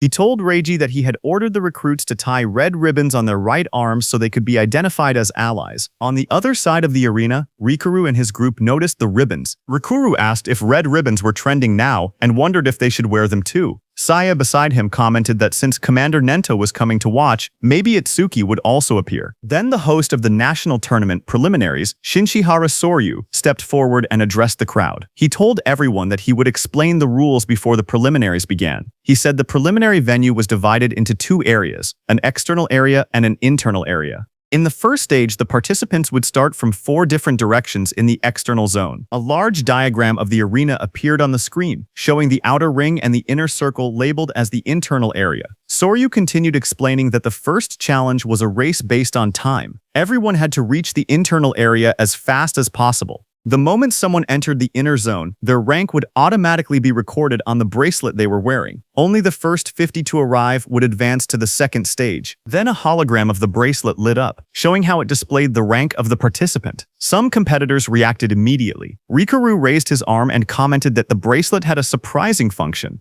Hearing that, Saya beside him thought that eliminating thousands of people in just the first stage was extremely harsh. Next, Soryu explained that each person was allowed to carry up to 2 karma tools. Participants were also free to team up with anyone they wanted and use any method necessary. Results were all that mattered. As the rules were being announced, Iberia nudged Itsuki and pointed ahead excitedly, asking Itsuki to look. He was pointing at the Reiji team in front of him. As the host announced that the first stage would end with rankings and an explanation of the second stage, Iberia pointed at Kinoshita Reiji standing in the middle of a group and told Itsuki that he was Kinoshita. Meanwhile, Kinoshita ordered the people he had recruited to obstruct anyone running ahead of him. Watching from the side, Iberia guessed that the people standing near Kinoshita were the ones he had bought off. He suggested that they should rush into the internal area as soon as possible. His plan was to launch a surprise attack once Kinoshita lowered his guard after entering the interior. But before he could continue explaining, Iberia suddenly froze with a shocked expression. He saw Itsuki walking toward Kinoshita. Shocked, Iberia asked if he had even been listening. One of Kinoshita's men noticed Itsuki approaching. He asked who Itsuki was. Another man warned everyone to be careful because Itsuki didn't have a red ribbon. Just then, from high above, the host raised his voice and declared that the first stage was beginning. The host looked at the students and commented that more and more young people wanted to join the Salvation League, which he found reassuring. But suddenly, a voice told him that having numbers without quality was meaningless. It was a black-haired man. He said that in their time, there had been many participants above level 15. This black-haired man was also an instructor. A blue screen appeared, showing Heitan Akira's information, but most of it was hidden. Instructor Soryu corrected him, saying that only 2 participants had reached that level in Heitan's year. That year, Heitan Akira was at level 18 and along with him was Taewajin at level 21. Remembering the past, Instructor Heitan commented that things were boring now without rookies like Taewa. He said he hoped someone similar existed in the current group, but Instructor Soryu shook his head and replied that geniuses like that did not appear easily. Instructor Heitan stepped forward and asked Commander Nento about a rumor. He said he had heard that a student from the northern continent had defeated a level 8 skeleton soldier right after awakening, and later became Commander Nento's pupil. Instructor Soryu widened his eyes and asked if it was true, calling it ridiculous for someone to defeat level 8 monsters immediately after awakening. Commander Nento, covered in dark flames, answered calmly, saying that the rumor was true. Hearing this, Instructor Heitan asked if that person was in the group they were watching. Instructor Soryu thought that since this was Izumi's second recognized pupil after Taewajin, it meant the student must possess exceptional talent. Examiner Soryu looked at the participants list and wondered who the mysterious participant could be. The tablet displayed the first candidate. It showed Harino Rikaru, a level 10 metal elementalist. Examiner Soryu noted that Rikaru's gift was only an ordinary grade 2, and decided it couldn't be him. Another profile appeared. Kisaragi Saya, a level 11 water elementalist with a grade 1 gift. She specialized in support type abilities, so he assumed she wasn't the one either. The next image revealed Hanyu Kana, a wood elementalist at an unusually high level 16. Seeing this, he guessed she must be the hidden talent, but when he looked at Commander Nento, he didn't say anything. Seeing that, Instructor Soryu realized that his guesses seemed incorrect, even though Hanyu had the highest level among all participants. Just then, Instructor Heitan pointed out that among this year's participants, there was even someone at level 0. But Instructor Sorya didn't think much of it, and remarked that there was always one person every year who joined the tournament, out of curiosity, only to get beaten badly and withdraw soon after. On the other hand, Kinoshita's group burst into laughter as Kinoshita pointed toward Itsuki, shouting in disbelief that a level 0 had really joined the competition. His team laughed loudly, mocking Itsuki and asking if he had gotten lost. Hearing them, Itsuki stepped forward silently and raised his hand, showing the mechanical glove of Charles on his hand. Kinoshita froze when he saw the glove. He stuttered, recognizing it as something belonging to Charles. Fear spread across his face as he demanded to know who Itsuki was. Itsuki stared directly at Kinoshita and asked if Kinoshita was the one who had been looking for him this whole time. Hearing that, Kinoshita grew furious. He refused to believe it. He shouted that there was no way a level 0 could have defeated Oga. He insisted that Itsuki must have been sent by someone just to shake him up. He then pointed forward and yelled for his group to attack. The men beside him grinned confidently and stepped forward. They said they would handle it and make Itsuki regret provoking them. While Kinoshita's men stayed back to block Itsuki, with a burst of purple lightning, Kinoshita rushed toward the center, saying he didn't have time to deal with trash like Itsuki. As Kinoshita left, his remaining men formed a circle around Itsuki, ready to attack him. From the watchtower, Instructor Heighten watched everything and thought that there were 3 level 6 fighters and 2 level 7 fighters present, so there was no need to wait for the results. He thought that if Itsuki just begged for mercy now, he might survive. On the ground, Iberia also grew nervous and started calculating the situation. He thought he could take down one opponent, but even with Itsuki's strength, fighting 4 enemies at once would be impossible. That meant he had no choice but to use a certain technique. Thinking that, he stepped forward slowly while reaching toward the item at his side. Suddenly, one of Kinoshita's men, a red-haired man, smirked as he looked at Itsuki. He said he had expected a strong opponent to appear, but the first one they encountered was just level 0 trash. Hearing that, Itsuki lowered his head slightly, his face hidden in shadow as he told the man in front of him to move. The red-haired man widened his eyes in surprise on hearing that. He hadn't expected such blunt words. For a moment he froze, then burst into loud laughter, throwing his head back. He mocked Itsuki's attitude, but Instructor Heaton smirked instead when he heard Itsuki. He said he liked that attitude and offered to step in later, claiming he would save Itsuki when things got bad. Then the red-haired man leaned forward with a twisted grin. He told Itsuki to let him crack open his head and see what was inside. Itsuki didn't reply to him. Instead, the next second, Itsuki struck. His fist slammed into the red-haired man's face with overwhelming force, sending blood and broken teeth flying. As the red-haired man fell backwards, screaming, Itsuki repeated in a cold voice that he had already told him to move. Instructor Heaton was shocked to see that Itsuki's opponent had been 7 levels higher than him, yet Itsuki had defeated him instantly. He couldn't believe that Itsuki had instantly killed the red-haired man. Kinoshita's other fighters stared in shock. One man shouted that Handa was level 7 and couldn't understand how a rookie defeated him. Another tried to calm him, saying the rookie must have caught Handa off guard. Flames swirled violently in the hands of that fighter as he growled that he would burn the rookie to a crisp. A system window appeared beside him, showing that he was using the B-rank skill flamethrower at full output. A massive wave of fire shot out. Iberia, watching, gasped, saying the attack was so fast he couldn't even use his karma tool in time. The flames roared across the arena. One of Kinoshita's fighters commented that the attack was overkill for a level 0, but the fighter who threw the fire said deaths in the preliminaries were common. He added that if the rookie wanted to resent someone, he should resent himself for acting cocky at level 0. But another fighter suddenly pointed forward, shouting that something wasn't right. As the flames cleared, everyone looked toward the center of the blast. Itsuki had created a huge black ice wall. Flames danced around it. One fighter stared at the scene and yelled, asking what this was.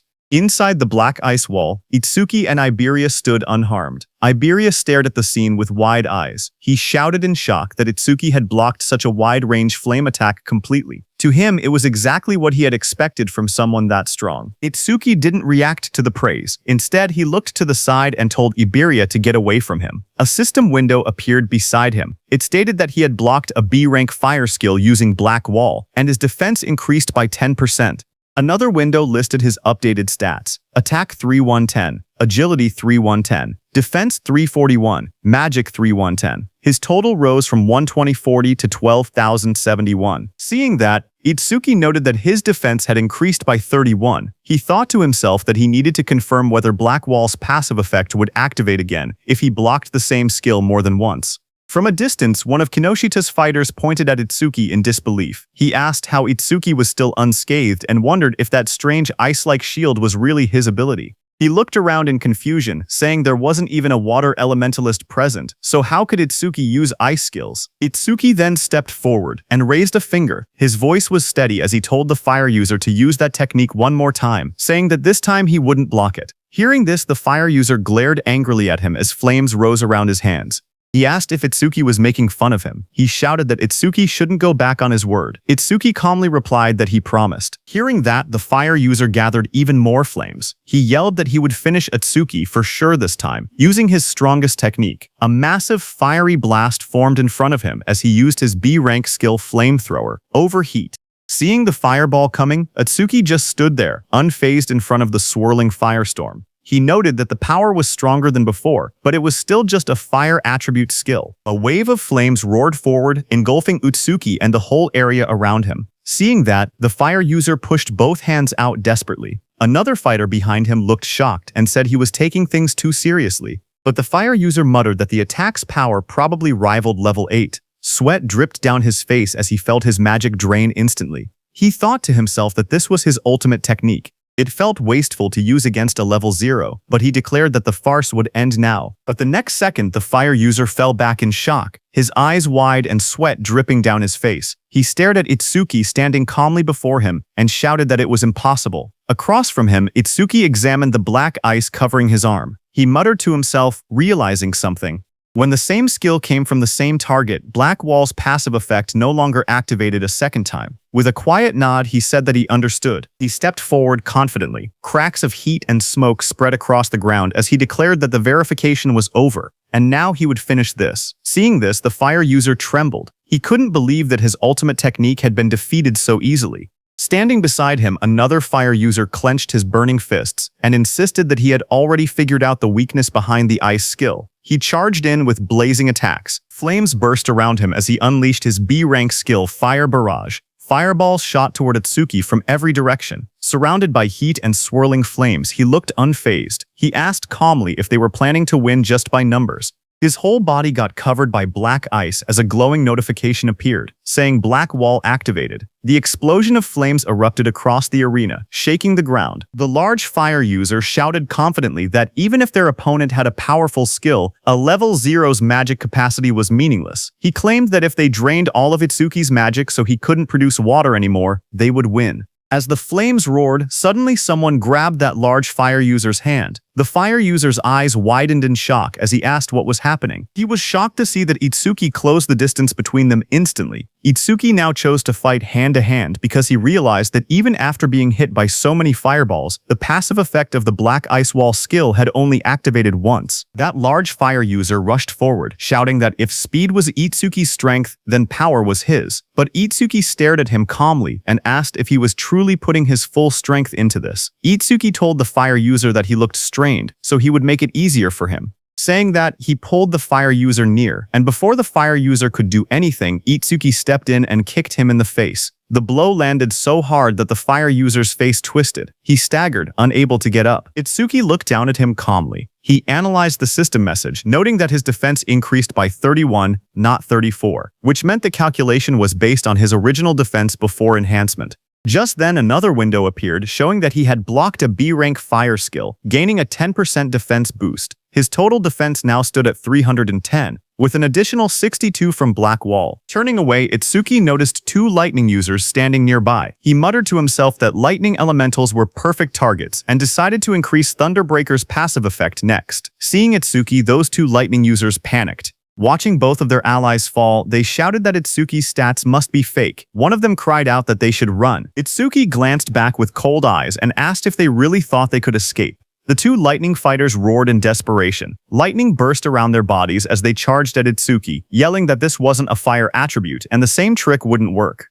Their combined skill, C-rank Silver Serpent, activated in a surge of electricity. As the lightning attack hit Itsuki, a system message appeared again, showing that Itsuki had absorbed the C-rank lightning skill with Thunderbreaker, raising his agility by 5%, twice in a row. His new stats displayed: attack increased to 310, his agility to 341, defense to 372, and his magic to 310, making his total 1333 points. Instructor Highton, watching from the control room, was shaken. He realized that Itsuki before him was defeating awakened individuals several levels higher than himself, and he was doing it as if it were nothing. On the battlefield, Itsuki stood calmly among unconscious enemies, lightning wrapping around his body. Instructor Haiten, watching him, trembled and wondered what kind of monster he was facing. Itsuki analyzed the situation. He thought about how Thunderbreaker's passive effect worked, the same as Black Wall. It only increased once for the same skill coming from the same target. Nearby, Iberia checked the fallen enemies and was surprised to see that everyone had been knocked out.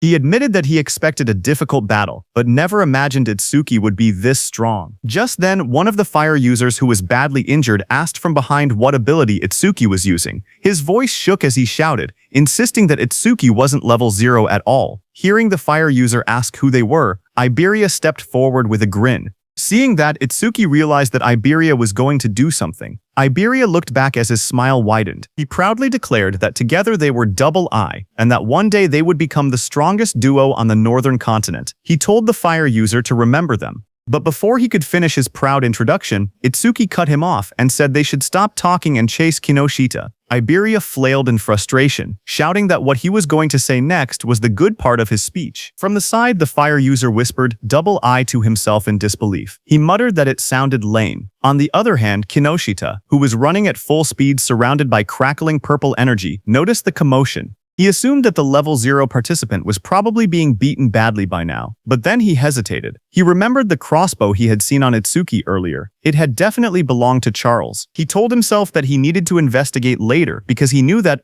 other than the saviors, there shouldn't be many people on the northern continent capable of capturing Charles. While he was lost in thought, something in flames passed him. It was another participant who shot into the sky. Kinoshita's eyes widened in surprise as the fiery trail blurred past his face. That brown-haired participant, moving with extreme confidence, smirked as he rushed forward. He thought to himself that he had passed another opponent with ease and had overtaken yet another one. Unlike the brute force types, he considered himself someone who specialized in pure speed. But before he could enjoy that pride, a violent surge of purple lightning hit him from behind. It swallowed him completely. The brown-haired boy screamed as the electricity tore through his body. He crashed onto the ground, coughing out smoke. Still stunned, he muttered in disbelief, wondering how an attack managed to hit him even while he was running at full speed. He struggled to understand who could possibly land such a blow. Just then, a shadow appeared behind him, followed by a sharp kick smashing that brown-haired boy's head into the ground. It was Kinoshita, wrapped in purple lightning, stepping forward. He looked down coldly and declared that this was what happened when someone dared to run ahead of him.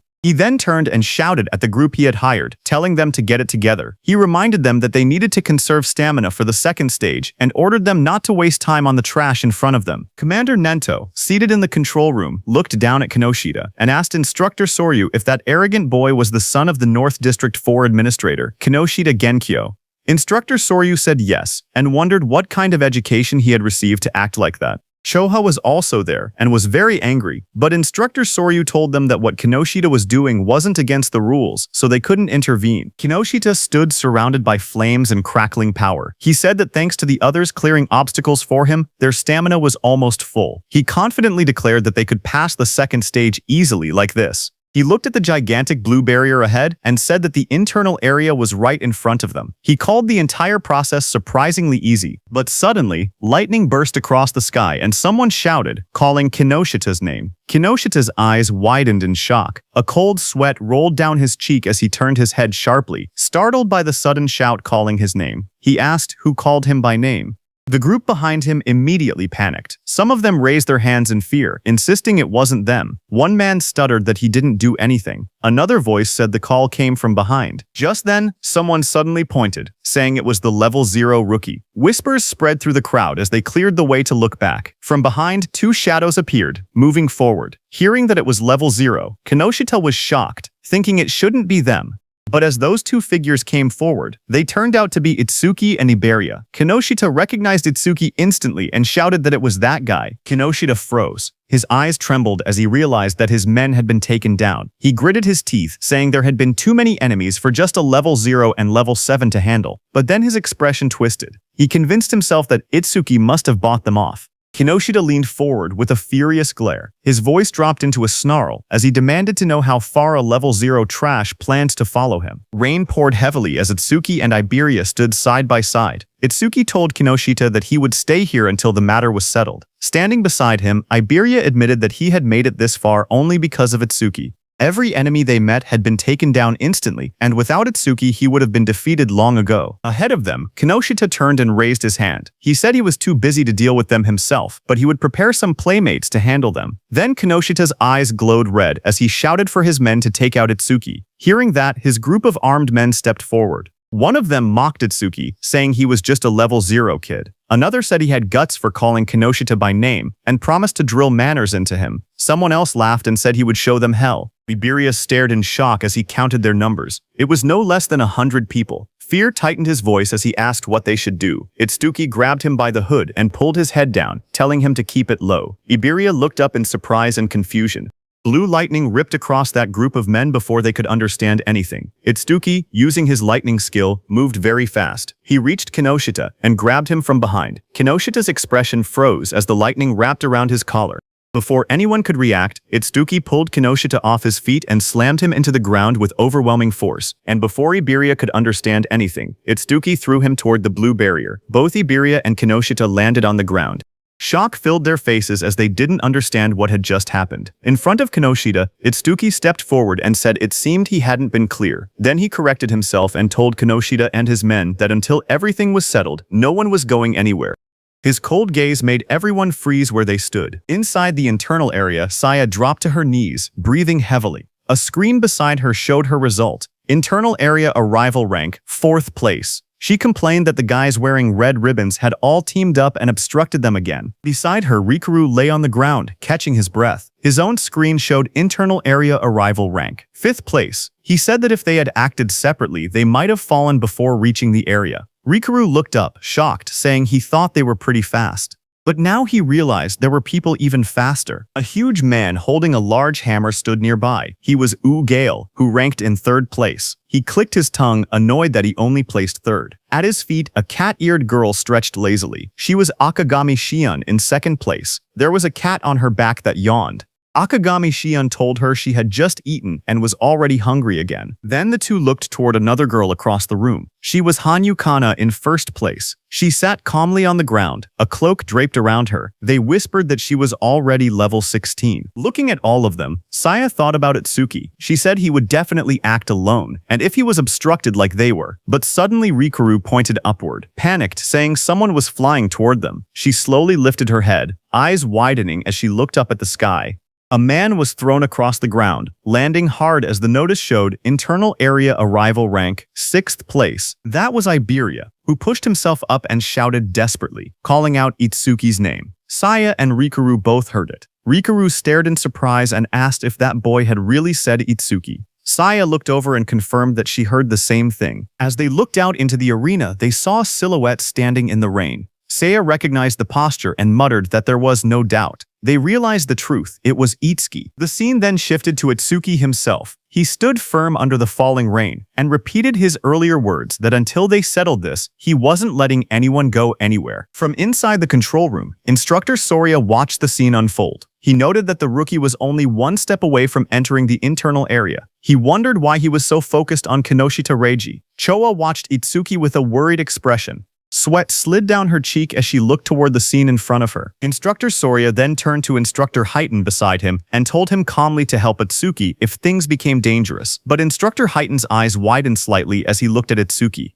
He muttered the name Tenma Itsuki, remembering how just moments earlier Itsuki had moved with incredible speed. He admitted to himself that he wasn't sure he could have done something like that at the same age. Far away, under the rain, Kinoshita was furious. He spoke with frustration, saying that Itsuki kept interfering again and again, so he warned Itsuki to prepare himself. He lifted his gaze, and his voice grew heavier. He said that what was about to begin wasn't just a battle. It was complete subjugation. Across the field, a huge group of fighters stepped forward through the rain. Their eyes glowed red as they surrounded Itsuki. Kinoshita's voice explained what it meant. A 100-on-1 group attack. The moment rain slid down his face, Itsuki's eyes narrowed with cold determination. Passing the preliminaries didn't matter anymore. Right now, his top priority was avenging Choha. Across the field, Kinoshita screamed with bloodshot eyes. He pointed forward and yelled for everyone to kill Itsuki. In an instant, dozens of fighters charged toward him, lightning and flames clashing as the battlefield erupted into chaos. One man, covered in blazing fire, rushed ahead of the others. He shouted that nobody was allowed to get ahead of him and claimed Itsuki's head as his own. Flames wrapped around his arms as he used his C-rank skill, Fire Punch, and lunged straight at Itsuki. But Itsuki didn't move. He simply raised his arm and grabbed the fiery fist with his bare hand. The fire user froze, shocked. In the next second, Itsuki swung his fist and punched him in the face. He slammed him into the ground with overwhelming force, ending the attack in a single motion, the impact cracking the floor around him. The others watching were shocked. One of them shouted in disbelief that their companion had been knocked out with just a single punch. Another quickly tried to calm everyone, saying they had many people on their side, and there was no way they would lose to someone who was still level 0. More voices joined in, urging everyone to attack together. Itsuki stood calmly as they prepared to charge. He muttered the word, "perfect," as a system window appeared in front of him. It stated that he had blocked a C-rank fire skill using Black Wall, and his defense had increased by 10%. Itsuki then raised his clawed arm, flames swirling around him. He declared that he would end this farce quickly. The fiery lotus in his hand glowed brighter as the system announced, "Lotus Burst activated." The flames wrapped around his whole body, spinning wildly, and then Itsuki clapped. A massive explosion erupted. The fire burst outward like a wave, blasting everyone off their feet and sending bodies flying across the arena. The dust settled and everyone stared at the ruined ground. Rikuru trembled as he looked at the destruction. He asked in shock if this overwhelming attack was really Itsuki's skill. Behind him, Saya covered her mouth, unable to speak. Gaku rushed over asking what had just happened. Beside him, Shion calmly stroked her small cat, saying that Mi-chan should be able to swallow an explosion of this size without any problem, speaking as if the blast meant nothing. Not far away, Kana sat silently with her sword, her expression unreadable as sparks drifted through the air. From inside the control room, Instructor Soria stared at the screen in disbelief. He shouted that the explosion had been caused by a level 0. He couldn't understand how someone with such a low rank could use so much power. What shocked him even more was how Itsuki used skills that didn't belong to his job class at all. Instructor Heighten was also shocked. Choha couldn't believe her eyes because she never knew Itsuki had learned an AoE skill. She thought back to the Locust Wasteland incident and finally understood why he had been so confident back then. She looked at him, wondering just how many trump cards he had. On the battlefield, Itsuki stood calmly. His suit was torn, and faint flames glowed around his clawed hand. He thought that 30% of his power would be enough. Since his opponents were human, he reminded himself to hold back and not to kill them. Kinoshita looked at the destruction in front of him. Smoke filled the air as the ground cracked open. Bodies lay scattered across the arena. Itsuki was standing in the middle. He looked straight at Kinoshita and said that he was the only one left. Seeing that, Kinoshita panicked, sweating heavily. He shouted that there had been over 100 people, and they were all taken out instantly. He asked why Itsuki was targeting only him. Itsuki stepped forward through the smoke. He repeated Kinoshita's words and said that it was Kinoshita who had attacked him first and seriously injured his friend. Itsuki said now he would return the pain she had suffered back to him. Enraged, Kinoshita released a surge of purple lightning. He called himself the young master of the prestigious Kinoshita family, saying every stage in the area was under his control. He bragged that with his family's karma stones, he could reach levels commoners would never achieve without even fighting disaster beasts. He raised his crackling hand and shouted that he and Itsuki were on completely different levels, and that he would definitely kill him. Purple lightning gathered as he unleashed his B-rank skill, Lightning Cannon, Purple. But at the same moment, Itsuki's system activated. It detected the skill, and Overmimesis started copying it. The analysis began at 1%. Lightning fired at Itsuki, but he dodged easily. He then moved with lightning speed and punched Kinoshita in the stomach. Kinoshita fell to the ground as shock spread across his face. He couldn't understand how a supposed level 0 could move that fast. Real fear replaced his confidence. He realized there was no way he could win. Desperate, he screamed for help, calling out to 40. A bald man with glowing red eyes suddenly charged forward into the arena to help Kinoshita. He admitted it broke the rules, but he couldn't care anymore. He had to help. Seeing him coming, Kinoshita shouted proudly that 40 was a level 35 awakened and ordered him to tear Itsuki to shreds. Watching from the control room, Commander Nento called out to Heighten. Highton, who stood in front with a sharp grin, nodded and answered that he understood. Rain poured over the arena as Itsuki's magic detection flared. He sensed something. Someone was rushing toward him at incredible speed. His analysis window appeared again, showing analysis progress 19%. But before Itsuki could do anything, he suddenly realized that it wasn't just one attacker.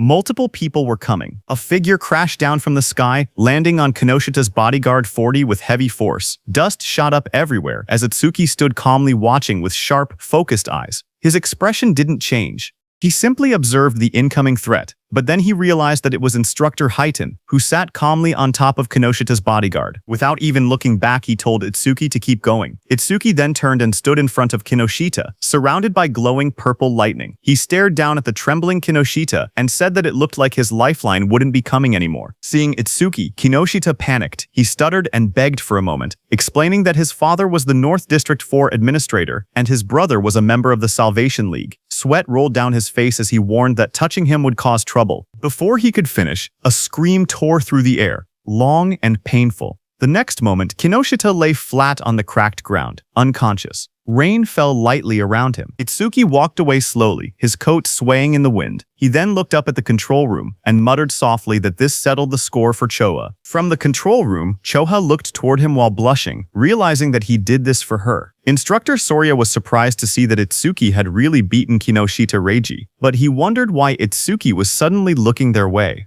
Meanwhile, the system window showed Itsuki that his analysis was at 99%. He thought to himself that if he paused it now, he could reset his condition once during the second stage. He stopped the analysis just before completion. Just then, from the internal area, Saya shouted Itsuki's name. Hearing her voice, Itsuki froze for a moment. His eyes widened as he recognized it. He turned slowly toward the sound. He whispered her name, Saya, as he saw her standing in the internal area with Rikuru and Iberia. Saya stood in the rain, holding her arm as the cold wind hit her. She looked up and softly asked Itsuki to hurry inside. She told him he would catch a cold if he stayed out any longer. As Itsuki came inside the internal area, Saya smiled gently and said it had been a while. In front of her stood Itsuki, whose arrival rank in the internal area was 7th place. Just then, suddenly, Rikuru and Iberia rushed toward Itsuki, shouting his name. Rikuru cried that he wanted to see him, calling him a bastard out of frustration and relief. Both of them hugged him tightly, crying that they were glad he was safe.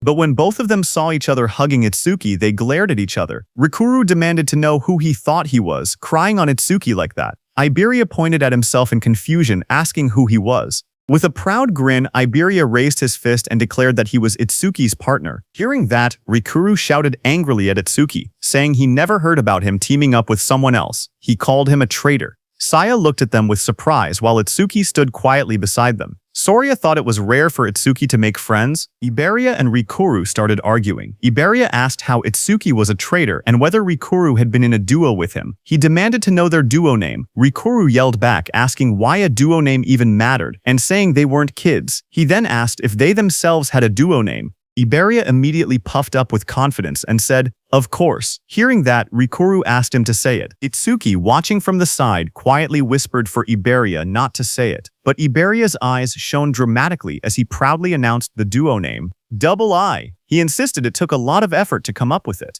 Hearing that, Rikuru fell to the ground laughing, saying Double I sounded lame. Iberia became frustrated and shouted that it was a good duo name. Just then, Instructor Sorya walked out onto the high platform. He announced that 500 people had reached the internal area, and those who had not arrived were eliminated. He said the second stage would begin shortly. He told them that in the second stage they would fight disaster beasts alone in the trial grounds for 1 hour. Hearing that, Rikuru got very excited, saying finally it was the second stage, but Iberia was shocked when he heard that he had to be alone in the second level. A wide smile appeared on Instructor Hitten's face when he heard that the second stage was finally here. He had been looking forward to it. He looked at the top 7 participants, wondering what they had got. These 7 participants were Kana at first stage rank, 1st, Shion at first stage rank, 2nd, Gaku at first stage rank, 3rd, Saya at first stage rank, 4th, Rikuru at first stage rank, 5th, Iberia at first stage rank, 6th, and Itsuki at first stage rank, 7th. Then sometime later, as the large metal structure stood in the center, countless participants gathered around it from all sides. Itsuki and the others walked toward the entrance. Rikuru looked up and asked if the second stage venue was inside the building. Iberia said that this place felt gloomy and scary. Rikuru asked Itsuki that it had been a while and he was still at level 0. He asked if his level was still fixed at level 0. Itsuki quietly answered yes. He then asked how Itsuki became stronger if his stats never increased. Iberia agreed, saying he was also curious why Itsuki was so strong despite being level 0. Itsuki looked away awkwardly and said his teacher told him not to tell people. Saya reminded them that they learned in class that order breaker skills were state secret level. She told Itsuki he didn't have to deal with the questions. Then suddenly, far ahead, the instructors and Commander Nento, along with Choha, appeared. They walked forward with serious expressions. Instructor Soria asked if everyone was ready. Hearing that, Iberia suddenly stiffened in shock, turning his head sharply. Up on the raised platform stood several well-known figures. Someone in the crowd whispered that the man in front was Fujiwara Soryu, the one who oversaw the national tournament every year. Another person explained that the muscular man beside him was Hiton Akira, a war veteran known for having the strongest physique. They also pointed out the masked individual and called him the legendary Izumi Nento. The murmurs spread as people recognized them as all legends. Instructor Soria then stepped forward and began speaking. He announced that he would now explain the second stage rules and told everyone to listen carefully. He continued, saying that various disaster beasts would appear in the trial grounds and kill points would differ based on difficulty. A screen appeared showing the values. A hard-class disaster beast gave 1,000 kill points. Another screen listed the full chart. Beginner class 100, normal class 500, hard class 1,000, and nightmare class 5,000 points. He explained that after defeating each disaster beast, participants would receive a 1-minute break before being forced to advance to the next difficulty. Hearing that, Gaku, holding a long staff, smirked confidently. He declared that he would go straight to Nightmare class. A status window appeared beside him, displaying his information. He was Ui Gaku, human, level 13, Job Elementalist, Earth Gift, grade 2, status undisclosed. Just then, Itsuki stepped forward slowly, his voice low as he said that he had a question. Seeing that, from around him, several contestants whispered among themselves. They pointed at him and mocked him, saying he was only level 0. Some wondered how he even passed the first stage. Others laughed, claiming he must have been carried. They joked that now that he knew the second stage involved individual combat, he was probably scared and thinking about withdrawing. Up on the platform, Instructor Soria looked down and told him not to hesitate. He could ask anything. Itsuki raised his head and asked calmly if Nightmare class was the highest difficulty. His question made several people freeze. Instructor Soria and Instructor Hiton both looked surprised. Hiton even grinned with interest, but in the crowd, the mocking continued. Some said he was acting tough. They whispered that if a level 0 encountered a nightmare-class disaster beast, he wouldn't stand a chance. Others scoffed, saying he couldn't even beat a beginner-class beast. One of them clicked his tongue, calling him trash who only talked big. Instructor Soria then explained further. He said that, theoretically, there was no upper limit to disaster beast difficulty. He told them they would understand once they actually defeated a nightmare-class beast. Hearing this, Itsuki's expression darkened as he repeated that there was no upper limit. Rikoro told Itsuki that thinking about such things was pointless because Nightmare class required at least level 10, and defeating a hard class would already be amazing for them. Instructor Soria continued explaining the rules. He said that points earned in the preliminaries carried over to the main tournament. In other words, today's performance would greatly affect whether they could join the Salvation League in the future. Down below, hearing that the points earned here would also become points in the main tournament, Rikuru got very excited. But Iberia got nervous, thinking he had no choice but to use that thing. Itsuki watched silently. He thought about Taewajen's record of 115,000 points, which included what he earned in the preliminaries. To surpass him, Itsuki believed he needed to take advantage of this opportunity. Soon the order was given. The instructor announced loudly for everyone to enter the trial grounds. The announcement echoed through the dome, declaring that the second stage of the preliminaries had begun. Itsuki stepped into the vast arena and quietly noted that the trial grounds didn't look much different from the regular stages. Just then, from the darkness around him, multiple red eyes appeared, watching him. A moment later, disaster beasts rushed out. A system window showed their details. Beginner class disaster beasts. Mad Dogs of Calamity, level 1. There were 10 of them, and killing them gave 100 kill points. Seeing them, Itsuki tightened his stance, saying he could finally fight disaster beasts. A blue notification flashed around Itsuki showing that Black Wall had been activated. He moved forward, focused, thinking that he couldn't increase his stats with low-level monsters like these, so he needed to finish the battle quickly. Meanwhile, in the control room, Instructor Soria looked at the screen and asked if Instructor Hiton was monitoring Itsuki again. He added that he also wanted to see that Hanyu girls battle. But instructor Heitan beside him stared at the screen with a grin. He said that Itsuki was more interesting. Suddenly, he pointed at the screen with excitement and shouted for Instructor Soria to see. Instructor Soria beside him looked confused and asked calmly if it was really so surprising every single time. On the battlefield, Itsuki moved like a flash. In just 1 second, he cut through the pack of disaster beasts. The system window appeared, stating that 1 second had passed and 100 points were earned. Back in the control room, Instructor Soria stared at the numbers in shock. He muttered that it normally took several minutes. Instructor Heitan only laughed and reminded him that he had already said this. Itsuki guy was far more interesting. Instructor Soria explained that the Mad Dogs of Calamity came in large numbers but were only level 1. Someone strong enough could instantly kill them if they went all out. But the next opponent was level 8, and instant killing something that strong should be impossible.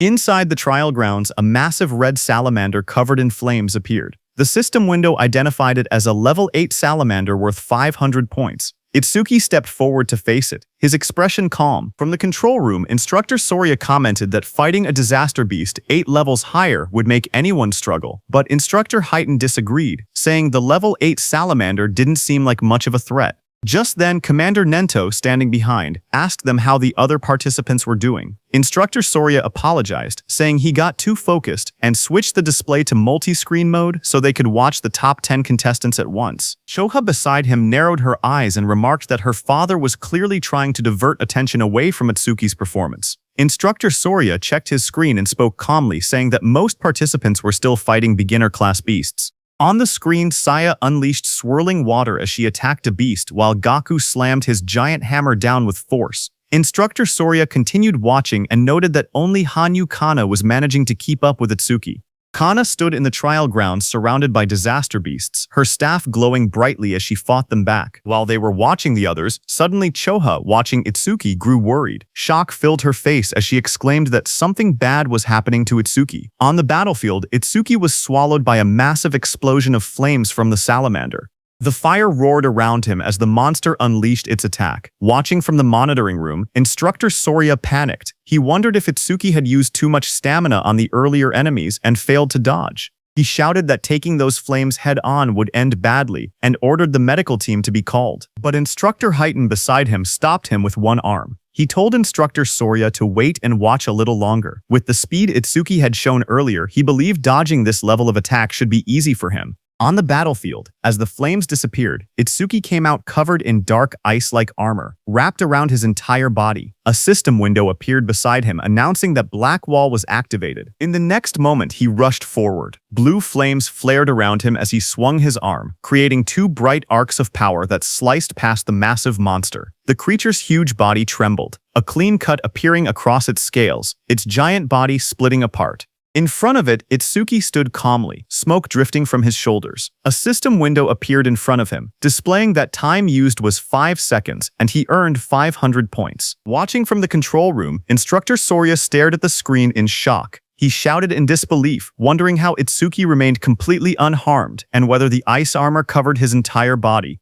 Instructor Hiten beside him narrowed his eyes, questioning why Itsuki chose to take the monster's attack instead of instantly killing it. Just then, another system notification appeared beside Itsuki, showing that he blocked a C-rank fire element skill with Black Wall. His defense increased by 10%. Itsuki looked at the message and thought to himself that he needed to take every chance available to increase his stats. Just then, a blue screen appeared beside Itsuki, showing his updated stats. It stated that his defense had now risen to 484. A full status window opened. It displayed Tenma Itsuki, Human, Level 0, Fixed. Job, Order Breaker, Nirvana Gift, Nirvana Special Grade. Skills: Over Mimesis, Z-Rank, Thunderbreaker Level 1, Black Wall Level 2, Lotus Burst Level 1, Clear Orb Level 1, Magic Detection Level 1, and Shikigami Eater Level 1. His status was Attack 310, Agility 341, Thunderbreaker increased 10%, Defense 434, Black Wall increase 40%, Magic 310, Total, 113.95 points. Then another screen appeared, counting down remaining break time, 58 seconds. There was an option to skip break. Itsuki lifted a finger toward the yes option and pressed it. He calmly decided that he wanted to test his enhanced defense against the next disaster beast. From the control room, instructors observed the next trial. Instructor Highton asked Instructor Soria if this upcoming difficulty would test a participant's speed and combat sense. Instructor Soria nodded. On the battlefield, as the next stage monster, a glowing blue creature appeared next, an Eleki rhino. Instructor Soria continued the explanation that the rhino stored electricity in its horn when charging and could unleash a double physical lightning attack. A status window showed that it was a hard-class disaster beast, level 10 Eleki rhino, that gave 1,000 kill points. Instructor Soria warned that taking the attack head-on carried two risks. With low defense, the horn would pierce the body, and with low lightning resistance, the shock would paralyze the body, leaving the person unable to move. Instructor Soria quietly explained that to defeat the Eleki rhino, there was only one method. He said a fighter had no choice but to rely on speed, using clever movements to wear the beast down, and strike only when it was exhausted. But then his eyes widened. He suddenly leaned forward, shocked, and asked aloud what Itsuki was planning. Inside the arena, Itsuki calmly stood before the massive blue rhino. He reached out and placed his hand on the creature's glowing horn. Itsuki examined the horn closely and said that this horn was perfect for testing his defense. The rhino didn't like Itsuki touching it. The Eleki rhino let out a heavy breath, electric sparks rippling across its body as it prepared to attack. Power surged through its horn. The next second, the rhino hit Itsuki with its thunder horn, sending him flying upward, heading straight toward the rooftop. The impact sent Tenma flying backward as swirling energy wrapped around his body. Choa saw him fall and screamed his name in panic. Instructor Hiton watched quietly and remarked that Itsuki always acted unpredictably, yet his results always went beyond imagination. A massive explosion shattered the rooftop as Itsuki hit it hard, but he was completely fine. A system window appeared, stating that Itsuki had absorbed a C-rank lightning element skill called Thunderbreaker, increasing his agility by 5%. Itsuki crouched amid the broken rooftop and noted that the test was complete. Attacks from disaster beasts below level 10 could no longer injure him. With his eyes glowing red, he lifted his head and declared that it was time to settle this. Lightning wrapped around Itsuki's body as the system announced that Thunderbreaker had been activated. His speed shot upward as his agility increased by 50%, and he launched himself forward like a bolt of blue lightning. The Eleki rhino exhaled steam, its glowing horn crackling with electricity as it braced for impact. Itsuki's swirling sphere of lightning tore across the ground. Before the rhino could even react, Itsuki's speed overpowered it. In a flash, the lightning sphere struck. A moment later, Itsuki stood over the fallen rhino. He had pinned his hand, covered by ice wall, into the rhino's head. Mist swirled around him as the result window appeared. Time used, 7 seconds, 1,000 points earned. From inside the control room, Instructor Hiton stared at the screen in disbelief. He said that the total time Itsuki used so far was under 15 seconds. He laughed, saying Itsuki was even faster than he had been in his youth, and it still didn't look like Itsuki was using his full power. But then Instructor Soria narrowed his eyes, his tone shifting. He said softly that what came next was on a completely next level. Its sharp claws moved swiftly, slicing enemies into shreds. Iron chains shot out, and a giant mouth opened wide, ready to swallow everything. The creature's massive body was covered in a rigid, armor-like exoskeleton. Instructor Soria explained that a ferocious disaster beast possessed all these traits. It was the most powerful creature in the preliminaries, and the greatest goal for every participant. A system window appeared, showing the identity of the monster. Nightmare-class disaster beast, Inferno Giant, level 15, kill points 5,000. The giant charged forward with a roar as chains rattled around its body. Seeing that, Itsuki raised his hand and purple energy gathered around his hand. A system notification came, saying his skill Clear Orb activated. The next second, a beam of dark purple energy shot forward, striking the giant. The impact tore through its body. Itsuki lowering his hand after using his skill. A system window appeared below him. It announced that the Inferno Giant, level 15, had been defeated, and the Clear Orb's flight speed had increased by 200%. Inside the control room, both instructors and Commander Nento stood frozen. Their eyes widened in shock as they stared at the screen. The remains of the Inferno Giant lay on the ground as Itsuki stood beside it. A system window appeared soon, saying that Clear Orb flight speed was 9 meters per second, and its flight speed increase was 900%. On the giant display screen, Itsuki's face appeared, telling the instructors that he would now move on to the next stage. Instructor Soria watched in disbelief that even the Nightmare-class Inferno Giant had been instantly killed. Just then, a new window flashed as Itsuki killed another beast.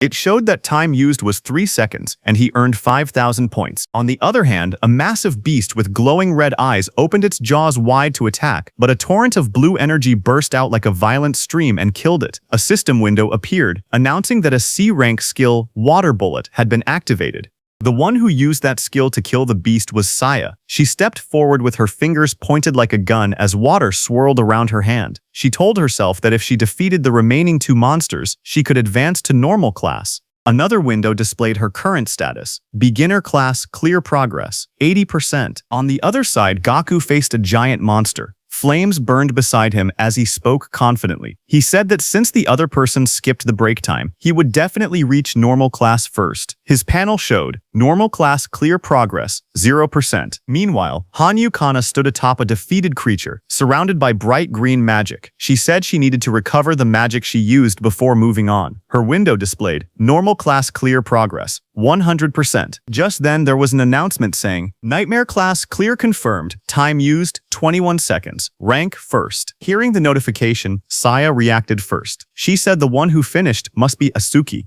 Gaku was shocked, shouting that someone finished faster than him and wondering if it was Hanyu. Hanyu remained silent, only staring calmly ahead. On the other hand, Itsuki stood on the cracked ground and pointed forward. In a calm voice, he told the inspectors to move on. Inside the control room, Instructor Soria stared at the screen in shock. He couldn't believe that the level 15 Inferno Giant had been instant killed. He questioned how something could pierce through its armor and wondered what that black sphere was. Instructor Heighten grinned and told Instructor Soria to raise the difficulty, saying he wanted to see how far Itsuki could go. A new system message appeared showing Nightmare Class Phase 2 starting. Now 2 level 15 Inferno Giants would appear, and they would give 10,000 kill points. Itsuki looked up as the 2 giant monsters appeared. He said he had been expecting something, but the challenge had only increased in number. Both Inferno Giants roared as they charged. Their bodies blurred as they rushed forward. Itsuki watched them calmly. He lifted his hand again and said that while one of them was still roaring, he might as well take care of one first. Purple energy wrapped around his arm as he prepared to attack. The clear orb activated, glowing as one Inferno Giant was struck down. The system window appeared, announcing that the level 15 Inferno Giant had been defeated, and the clear orb's flight speed had increased by 200%. Another window followed, showing the orb's speed, 11 meters per second, with its total increase reaching 1100%. From the control room, Instructor Soria stared in shock. He shouted that it was another one-hit kill and questioned what that strange sphere was. He wondered aloud if there was no limit to how many of those spheres could exist. Instructor Heighten stepped forward, watching the screen closely. He admitted that Itsuki's skill was extremely powerful, but warned that it carried a fatal flaw. Instructor Soria beside him turned slightly and asked what flaw he meant. Back inside the battlefield, the remaining Inferno Giant crashed down in front of Itsuki. Dust exploded upward as the huge creature roared with glowing red eyes. Itsuki looked at the charging beast and muttered that its speed was faster than any disaster beast he had ever encountered. Watching from the control room, Instructor Heighten explained that Inferno Giants were often mistaken for being slow because of their large bodies, but that assumption was wrong. Instructor Soria asked what he was trying to say. At that moment, Itsuki moved forward. Purple energy wrapped around Itsuki's arm as he aimed. His eyes glowed sharply, and dark cracks of power spread around him. A system window appeared, announcing that the Clear Orbi skill was activated. Itsuki shot, and at the same moment, the Inferno Giant rushed toward him with chains rattling and red light burning in its skull. At the same time, Instructor Heighten explained the Inferno Giant's traits. He said that as a racial trait, the Giants had no magic power, but their other stats were greatly enhanced. Despite their huge bodies, they were technically a speed-type race. Just as he said that, on the battlefield the Inferno Giant moved to the side with lightning speed and dodged Itsuki's clear orb. A glowing window displayed its information. Inferno Giant of the Giant Tribe, level 15, unable to use magic, but all other stats raised by 25%. Its attack, agility, and defense numbers flashed on the screen. Itsuki stared in shock. He couldn't believe that such a big monster moved that fast and dodged his attack. Back in the control room, Instructor Heighten analyzed the situation. He said Itsuki's black ball caused massive damage but wasn't actually very fast. Itsuki had taken advantage of the giant's habit of roaring before fighting to catch the first ones off guard. He added that Itsuki clearly had good combat sense, but if he couldn't increase the Black Ball's flight speed, he wouldn't be able to advance any further. As he said that, the Inferno Beast charged at Itsuki with overwhelming force to punch. The Inferno Giant hit Itsuki with so much power that Itsuki's body shot forward like a cannonball, tearing across the battlefield and smashing into the ground with explosive impact. Dust and shockwaves rippled outward as the ground cracked under the force. Through the cloud of debris, Itsuki pulled himself up from the crater. He calmly noted that from mid-range, this Inferno Beast's attack could still be dodged. In the control room, Instructor Soria commented that even knowing the attack wouldn't land, Itsuki still used it, meaning he probably had no other moves left. But Instructor Hiton didn't believe it. He wondered if that were the case, then why was Itsuki smiling? Lightning flickered around Itsuki's face as he grinned, blood running down his cheek. He admitted that the monster's speed wasn't bad at all. Then he said he would simply close the distance and finish the fight his own way. Saying that, Itsuki moved. A blue notification appeared in the air, stating that Thunderbreaker had activated. Lightning burst across the ground as the shockwave exploded. He shot upward like a streak of blue light, electricity trailing behind him. The giant monster looked up as he rose through the air. The monster swung its massive fist, wrapped in spinning force, aiming straight toward him. Its punch landed hard, crashing into the ground as the impact spread in wide circular shockwaves. From the control room, Choha covered her mouth in shock, her eyes trembling as she watched. Instructor Soria stared at the screen, panic rising in his voice. He said this attack was nothing like the Aleki Rhinos. If Itsuki took a direct hit, even he wouldn't survive unharmed. He ordered the rescue team to be called immediately. But Commander Nento told Instructor Soria to wait. Instructor Soria was shocked to hear that. Instructor Haiten watched the battlefield and spoke calmly. He said the monster's strike had tremendous power, but power meant nothing if the attack didn't land. Down below, the monster raised its massive metal fist, but there was no blood. The monster looked at the crater, its red eyes glowing and its chains rattling. It looked around for Itsuki in confusion. Then a voice called out from behind, telling the monster he was here. The monster turned, its jaw opening wide in surprise. Its glowing eyes widened even more when it realized Itsuki had slipped behind it without it noticing. Before the Inferno monster could react, Itsuki's powerful clear orb tore through its neck, purple energy spraying out violently. High above, Itsuki hovered in the air, lightning and violet aura swirling around him. His expression was fierce and focused as he looked at the monster.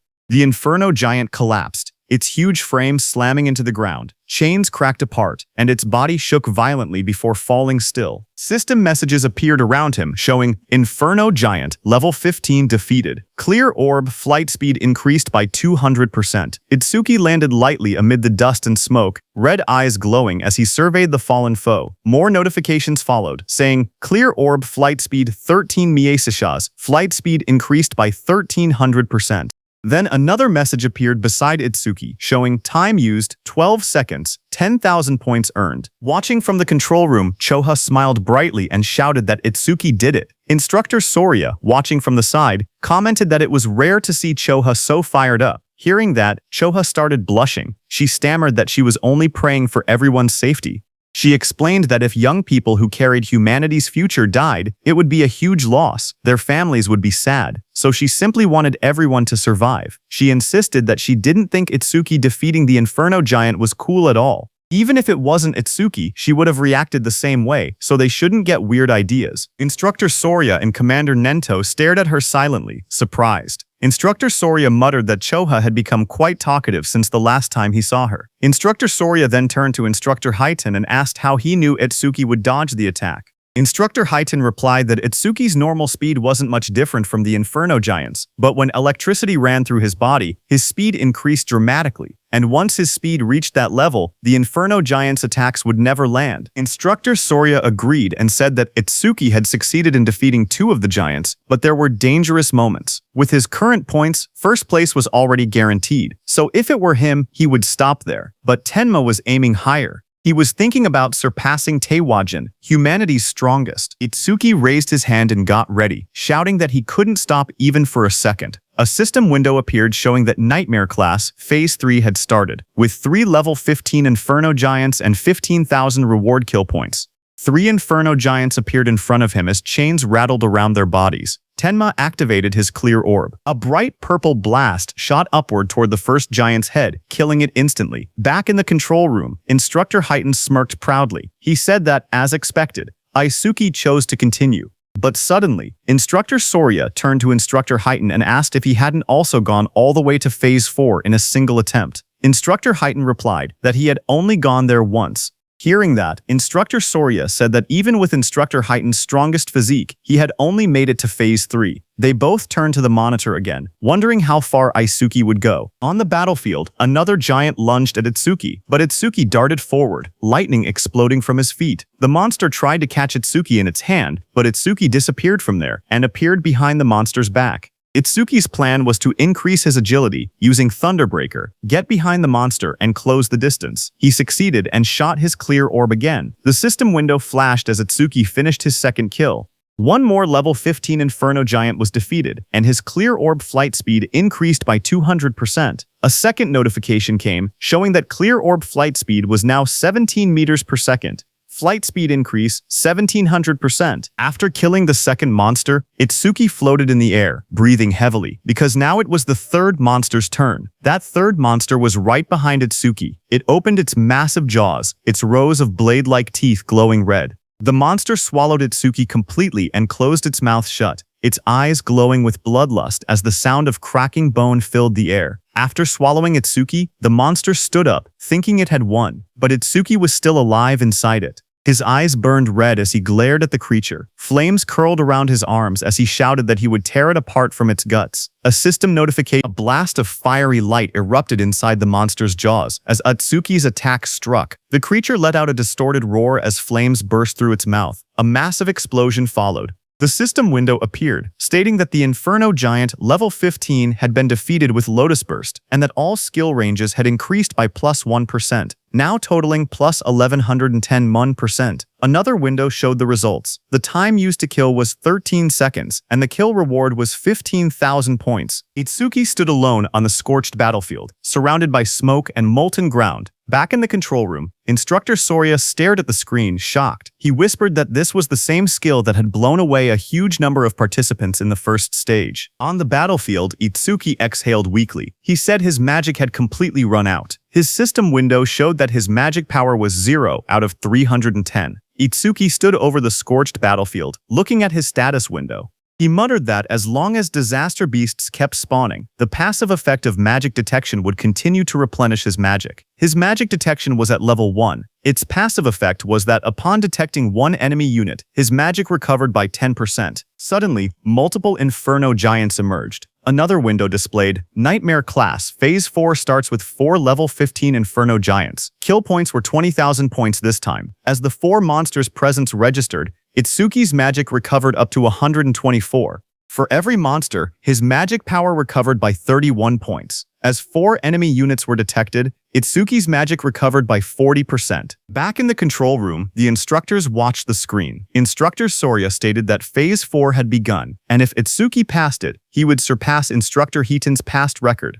Instructor Heaton replied with a simple yay and added that aside from humanity's strongest, Tewa, no one had ever cleared Phase 4. He said it would be interesting to see how far Itsuki could go. On the battlefield, Itsuki flashed forward, electricity trailing behind him as a giant lunged. He noted that every time the clear orb's flight speed increased, its accuracy also improved. He realized that if he raised the flight speed a few more times, he wouldn't need to get close to point-blank range anymore. Another giant swung through the storm, purple lightning on Itsuki's hand as he stared ahead and reminded himself that his magic was limited. He couldn't afford to waste even a single clear orb. Itsuki rushed forward through swirling purple energy. Dark lightning wrapped around his arm as he threw his hand out, aiming the spinning orb in his palm. But before he could shoot, one inferno beast with red glowing eyes lunged toward him, its metal-like jaws wide open. Chains rattled around its body as it shot forward and grabbed Itsuki's hand. Another similar monster crawled beside it, both of them towering over him. Itsuki's eyes widened in shock when he noticed the iron chains, as he had completely forgotten about them. The Inferno Beast snapped its head upward, the chains pulling tight across its armored mouth as it roared. Itsuki was dragged by the chains, but as he dashed past the Inferno Beast at high speed, he struck it with the purple energy, clear orb. The monster moved slightly and dodged his attack. The Inferno Beast swung back violently, punching with full force where Itsuki had been standing. The Inferno Beast's massive armored hand pinned Itsuki down. He struggled beneath it, his body crushed against the cracked ground. Then the giant tightened its grip, dragging him upward as dust and debris scattered everywhere. Its claws clamped around his torso, squeezing harder. Itsuki was in very bad shape, as he couldn't put any strength into that position. A sickening crack echoed as the giant's grip twisted violently. A skeletal image of Itsuki flashed, showing all the bones in his body snapping under pressure. The giant then slammed him brutally into the ground. The impact split the earth, sending shards of stone flying. His body lay inside the crater, blood covering his clothes as smoke rose around him. Both his arms and legs were completely broken. Back in the control room, Instructor Soria panicked and shouted for Instructor Heighten to go help quickly. Instructor Heighten watched the screen with worry. Sweat slid down his face as he stared forward. He murmured that this must be Itsuki's limit. A memory flashed before his eyes. Just like Itsuki, he himself had once collapsed at the same point. Determined, Instructor Heighten turned away from the monitor. He said he was going to help right now, but before he could move, someone called out for him to wait. It was Commander Nento, who looked at the large screen. He said that Itsuki hadn't given up yet. Hearing that, Instructor Soria stepped forward urgently. He told Mr. Izumi that this wasn't the time to talk about such things. Choa agreed, saying that if they didn't act quickly, Itsuki would die. Instructor Hiten beside him also said that Itsuki's situation was desperate, but Commander Nento kept his eyes on the screen. He spoke with certainty, saying he could tell Tenma still had a trump card left. Instructor Soria looked surprised and asked how Commander Nento knew about a trump card. Commander Nento answered quietly, saying it was because of his eyes. The scene shifted to Itsuki's face. His eyes glowed fiercely. Commander Nento said these were not the eyes of someone who had accepted death. Itsuki stood battered and bloody, remembering the looming blue phantom Linga behind him. He thought about how he had exhausted every method to grow strong enough to kill that Linga who had killed his parents. Just then, a system window appeared, showing Overmimesis activated, resuming the analysis. This happened because during the battle with Kinoshita, Overmimesis had activated from Kinoshida's skill, B-rank skill Lightning Cannon, but Itsuki had chosen to stop the analysis at the very last moment. At that time, the system displayed analysis progress at 99% when Itsuki paused it.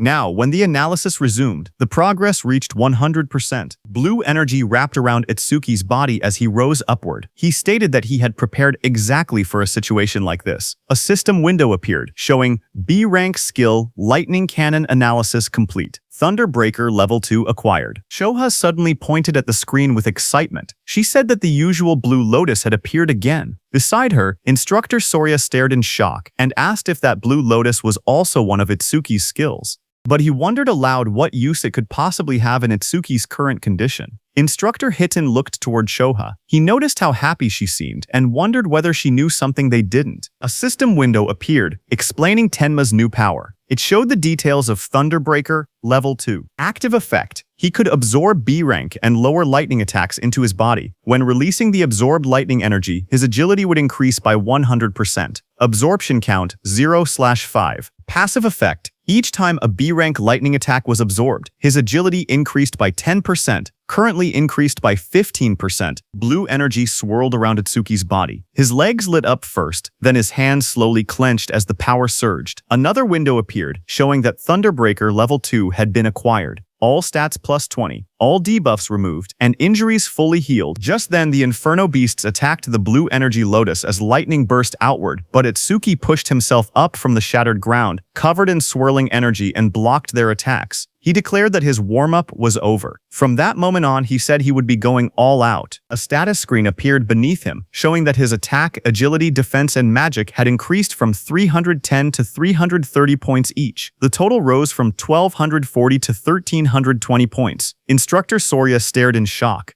He said that Itsuki had been brutally beaten, yet had recovered completely in just a few seconds. He shouted that the healing was stronger than what a dedicated healer could do.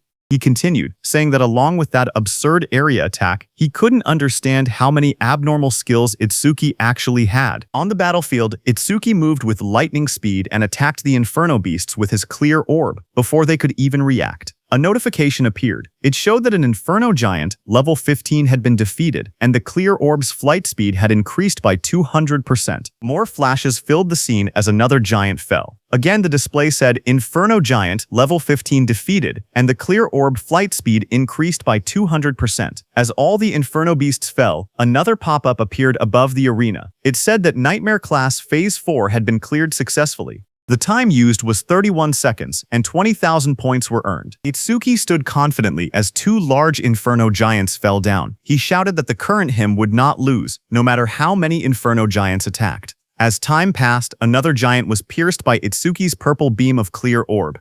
The system message repeated the same result: Inferno Giant, level 15, defeated, with another 200% boost. Another notification followed, showing that the clear orb's flight speed was now 27 ms. Flight speed increased 2700%. Itsuki killed another Inferno beast. The Nightmare Class Phase 5 message appeared. The system stated that Phase 5 had been cleared in 57 seconds, earning 25,000 points. Then another beam of clear orb pierced straight through the back of another giant. The second later, Itsuki's clear orb again pierced straight through another Inferno Giant's body, splitting it from top to bottom as chains shattered around it. A system window appeared, announcing that Nightmare Class Phase 6 had been cleared successfully. The time used was 1 minute and 34 seconds, and 30,000 points were earned. From the control room, the instructors, Commander Nento and Choha, watched the results in shock. Instructor Sorya's eyes went wide and his mouth hung open. The scene shifted to the battlefield, which looked like a distorted landscape filled with countless Inferno Beast corpses stacked across the ground. Instructor Sorya's voice echoed faintly as he asked, "Is this hell?" Itsuki sat in the rubble of corpses, chains wrapped around his arms as enormous clawed limbs loomed over him. Instructor Sorya's shaken voice wondered aloud which one was the real monster, Itsuki or the Inferno Giants. Admitting he was starting to lose track, Itsuki looked upward, panting heavily, blood covering his clothes as he looked at the camera, and asked about the next phase, saying no Inferno Giants were coming out.